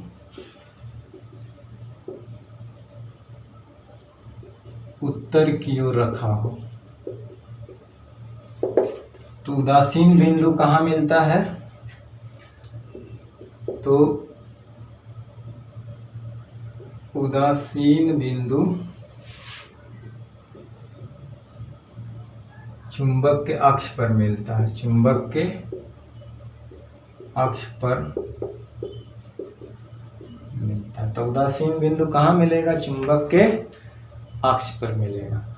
अब जैसे कि चुंबकीय आमोत्तर में एक चुंबक ऐसे रखा हुआ है जिसका दक्षिणी ध्रुव इधर है, उत्तरी ध्रुव दक्षिण में, मैंने उल्टा। चुंबक का अक्ष क्या है? यही है, यही ना है।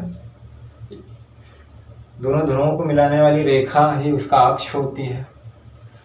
तो अब देखिए यहाँ पे क्या होता है कि चुंबकीय क्षेत्र यहाँ पे बी की डायरेक्शन देखिए, यहाँ पे इस डायरेक्शन में है, ये बी की डायरेक्शन इधर। और जानते हैं कि पृथ्वी के चुंबकीय क्षेत्र की दिशा किधर होती है? दक्षिण से उत्तर होती है, माने इस पॉइंट पे किधर होगी? इधर। एच की डायरेक्शन इधर और बी की डायरेक्शन इधर, इधर दक्षिण हो गई। हुआ कि नहीं? अब उसी तरह से यहाँ पे देखिए, यहाँ पे बी की दिशा क्या होगी? इधर होगी ना भाई। यन से निकल करके ही तो यस पे समाप्त होती है, ये इधर से आएगी, यहाँ जाएगी समाप्त। और यच की दिशा, यच की दिशा हमेशा किधर से किधर होती है? यच की दिशा हमेशा नॉर्थ से साउथ से नॉर्थ की ओर होती है, अभी हमने पीछे पढ़ा है। तो बी की दिशा नीचे, बी की दिशा ऐसे जाके नीचे है ना, और एच की दिशा हमेशा ऊपर। तो यहाँ पे क्या होता है? उदासीन बिंदु। तो देखिए चुंबक के अक्ष पर ही मिला ना, किधर मिला? चुंबक के अक्ष पे, ये उदासीन बिंदु। यानी यहाँ पे बी बराबर एच, यहाँ पे बी बराबर एच हमें उसके अक्ष पर मिला, ठीक। अब जल्दी से मैं एक सवाल लगा देता हूँ। अक्सर जो कंपटीशन लेवल में या ऐसे पूछा जाता है, और बाकी सवाल जो हम लगाएंगे ही, इसमें ज़्यादा न्यूमेरिकली नहीं है, तो आप जल्दी से इसका स्क्रीनशॉट लीजिए। मैं सवाल क्या है लिखता हूँ, क्योंकि टाइम बहुत ज़्यादा हो गया है। आप लोगों से ये रिक्वेस्ट है कि वीडियो अगर लंबा है तो आप इसको 2 पार्ट में देखिएगा। एक पार्ट करके धीरे धीरे उसको पढ़िएगा, बाकायदे उसका नोट बनाइएगा, अपने एग्ज़ाम की तरह से अच्छी तैयारी करिएगा। ठीक, चलिए इसका स्क्रीनशॉट लीजिए। चलिए, अब वो सवाल क्या है, बहुत ही अच्छा सवाल और बहुत ही आसान सवाल है। ठीक, सवाल यह है कि चुंबकीय आमुत्तर में 2 ऊर्ध्वाधर तल,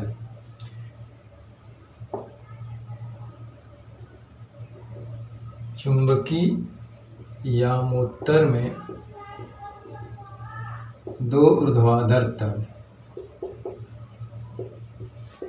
चुंबकीय आमुत्तर में 2 ऊर्ध्वाधर तल एक दूसरे से लंबवत रखे हुए, एक दूसरे से लंबवत रखे हुए हैं। एक दूसरे से क्या रखे हुए हैं? लंबवत रखे हुए हैं। यदि इन तलों में नति कोण, यदि इन तलों में नति कोण क्या है? θ1 व θ2 हो तो, θ1 और θ2 हो तो, और वास्तविक नति कोण हो तथा वास्तविक नति कोण जो है थीटा हो तो, वास्तविक नति कोण क्या है? तो थीटा हो तो सिद्ध कीजिए।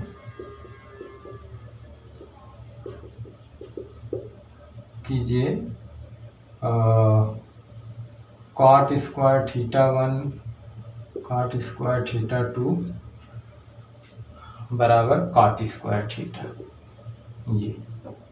ये सवाल है। तो मान लेते हैं कि जैसे कि ये चुंबकीय आमुत्तर की क्षैतिज दिशा है, जिसमें 2 तल एक दूसरे से परपेंडिकुलर है। मान लीजिए एक तल ये है और दूसरा वाला ये। तो मान लीजिए अगर ये अल्फा कोण पे है तो ये कितना इससे बनाएगा? 90 माइनस अल्फा, जबकि दोनों के बीच कितना है? 90 है, 90। ठीक, और हमारा जो चुंबकीय आमुत्तर है, जो चुंबकीय आमुत्तर का तल ये है, एक तल ये है, एक तल ये, दोनों परपेंडिकुलर। तो मान लेते हैं चुंबकीय आमुत्तर से अल्फा है और ये 90 माइनस अल्फा। और उनमें जो नति कोण जो है, इसमें नति कोण θ1 है, इसमें नति कोण θ2 है। ठीक, तो हम जानते हैं कि ये वाला सूत्र जानते हैं ना, थीटा डैश बराबर tan थीटा बटे cos अल्फा, ये जानते हैं। ठीक, तो यहाँ से क्या होगा, पहले में हम ये tan θ1 लेंगे, ये हमारा वास्तविक नति कोण थीटा है और ये हो जाएगा cos अल्फा। तो यहाँ से हो जाएगा cos अल्फा बराबर tan थीटा बटे tan θ1, मान लीजिए ये है। और यही दूसरा केस करेंगे, बहुत सिंपल सवाल है। tan θ2, ये हो जाएगा tan थीटा और ये हो जाएगा cos 90 माइनस अल्फा। तो यहाँ से cos 90 माइनस अल्फा को हम लिखेंगे sin अल्फा। तो sin अल्फा बराबर हो जाएगा tan थीटा बटे tan θ2, समीकरण नंबर 2। अब क्या करिए कि 1 और 2 का स्क्वायर करके जोड़ दीजिए। इधर से हो जाएगा, देखिए cos स्क्वायर अल्फा बराबर हो जाएगा tan स्क्वायर थीटा बराबर हो जाएगा ये tan स्क्वायर थीटा 1/tan को हम लोग क्या लिख सकते हैं? cot स्क्वायर θ1 लिख सकते हैं कि नहीं? 1/tan थीटा उल्टा क्या होता? cot theta. सॉरी, तो यहाँ से हो जाएगा इस sin स्क्वायर अल्फा। अब इसको जोड़ना है ना, तो हम लिखेंगे tan square theta cot square θ1 plus tan square theta cot square θ2, इसका मान 1 हो जाएगा। और यहाँ पे हम लोग कॉमन ले लेंगे, tan स्क्वायर थीटा कॉमन हो जाएगा, अंदर बचेगा cot स्क्वायर θ1 cot स्क्वायर θ2, और ये इधर चला जाएगा 1/tan स्क्वायर थीटा बराबर cot स्क्वायर θ1 और काट स्क्वायर थीटा 2, तो 1/tan स्क्वायर थीटा को काट स्क्वायर थीटा और काट स्क्वायर थीटा 1 काट स्क्वायर थीटा 2। तो सवाल अक्सर प्रैक्टिस के होते हैं और उसका ट्रिक से होते हैं कि कैसे लगा। जैसे आप पहली बार लगाएंगे तो नहीं लग पाएगा, एक बार लगाने के बाद बार बार प्रैक्टिस से ही कोई चीज़ आती है। तो न्यूमेरिकली अक्सर प्रैक्टिस से ही उसका अनुभव बनता है। कई दिन अगर उसको छोड़ दिया जाए तो आप भूल जाएंगे ना, तो इसलिए प्रैक्टिस की जाती है बार बार। तो आज का वीडियो लेक्चर बस यहीं थोड़ा लंबा हो गया, तो आपसे ये रिक्वेस्ट है इस वीडियो को एकांत में एयरफोन से और 2 पार्ट 3 पार्ट में करके देखिए और उसको खूब बढ़िया समझिए और नोट बनाइए बढ़िया सा और तैयार करिए अपने जो घर पे किताब है, एनसीईआरटी है, प्राइवेट बुक है, सबसे। और मेरा वीडियो देखने वाले से एक रिक्वेस्ट है कि मेरे इस वीडियो को ज़्यादा से ज़्यादा शेयर कीजिए, लाइक कीजिए, अच्छा लगे तो कमेंट कीजिए। और देखने वाले से ज़्यादा रिक्वेस्ट है प्लीज़ मेरे वीडियो को सब्सक्राइब ज़रूर करें। तो आज का वीडियो लेक्चर बस यहीं समाप्त करते हैं। अगले वीडियो लेक्चर में नए टॉपिक के साथ फिर मिलते हैं। तब तक पढ़ाई करते रहिए, पढ़ते रहिए। All the very best. Thank you very much.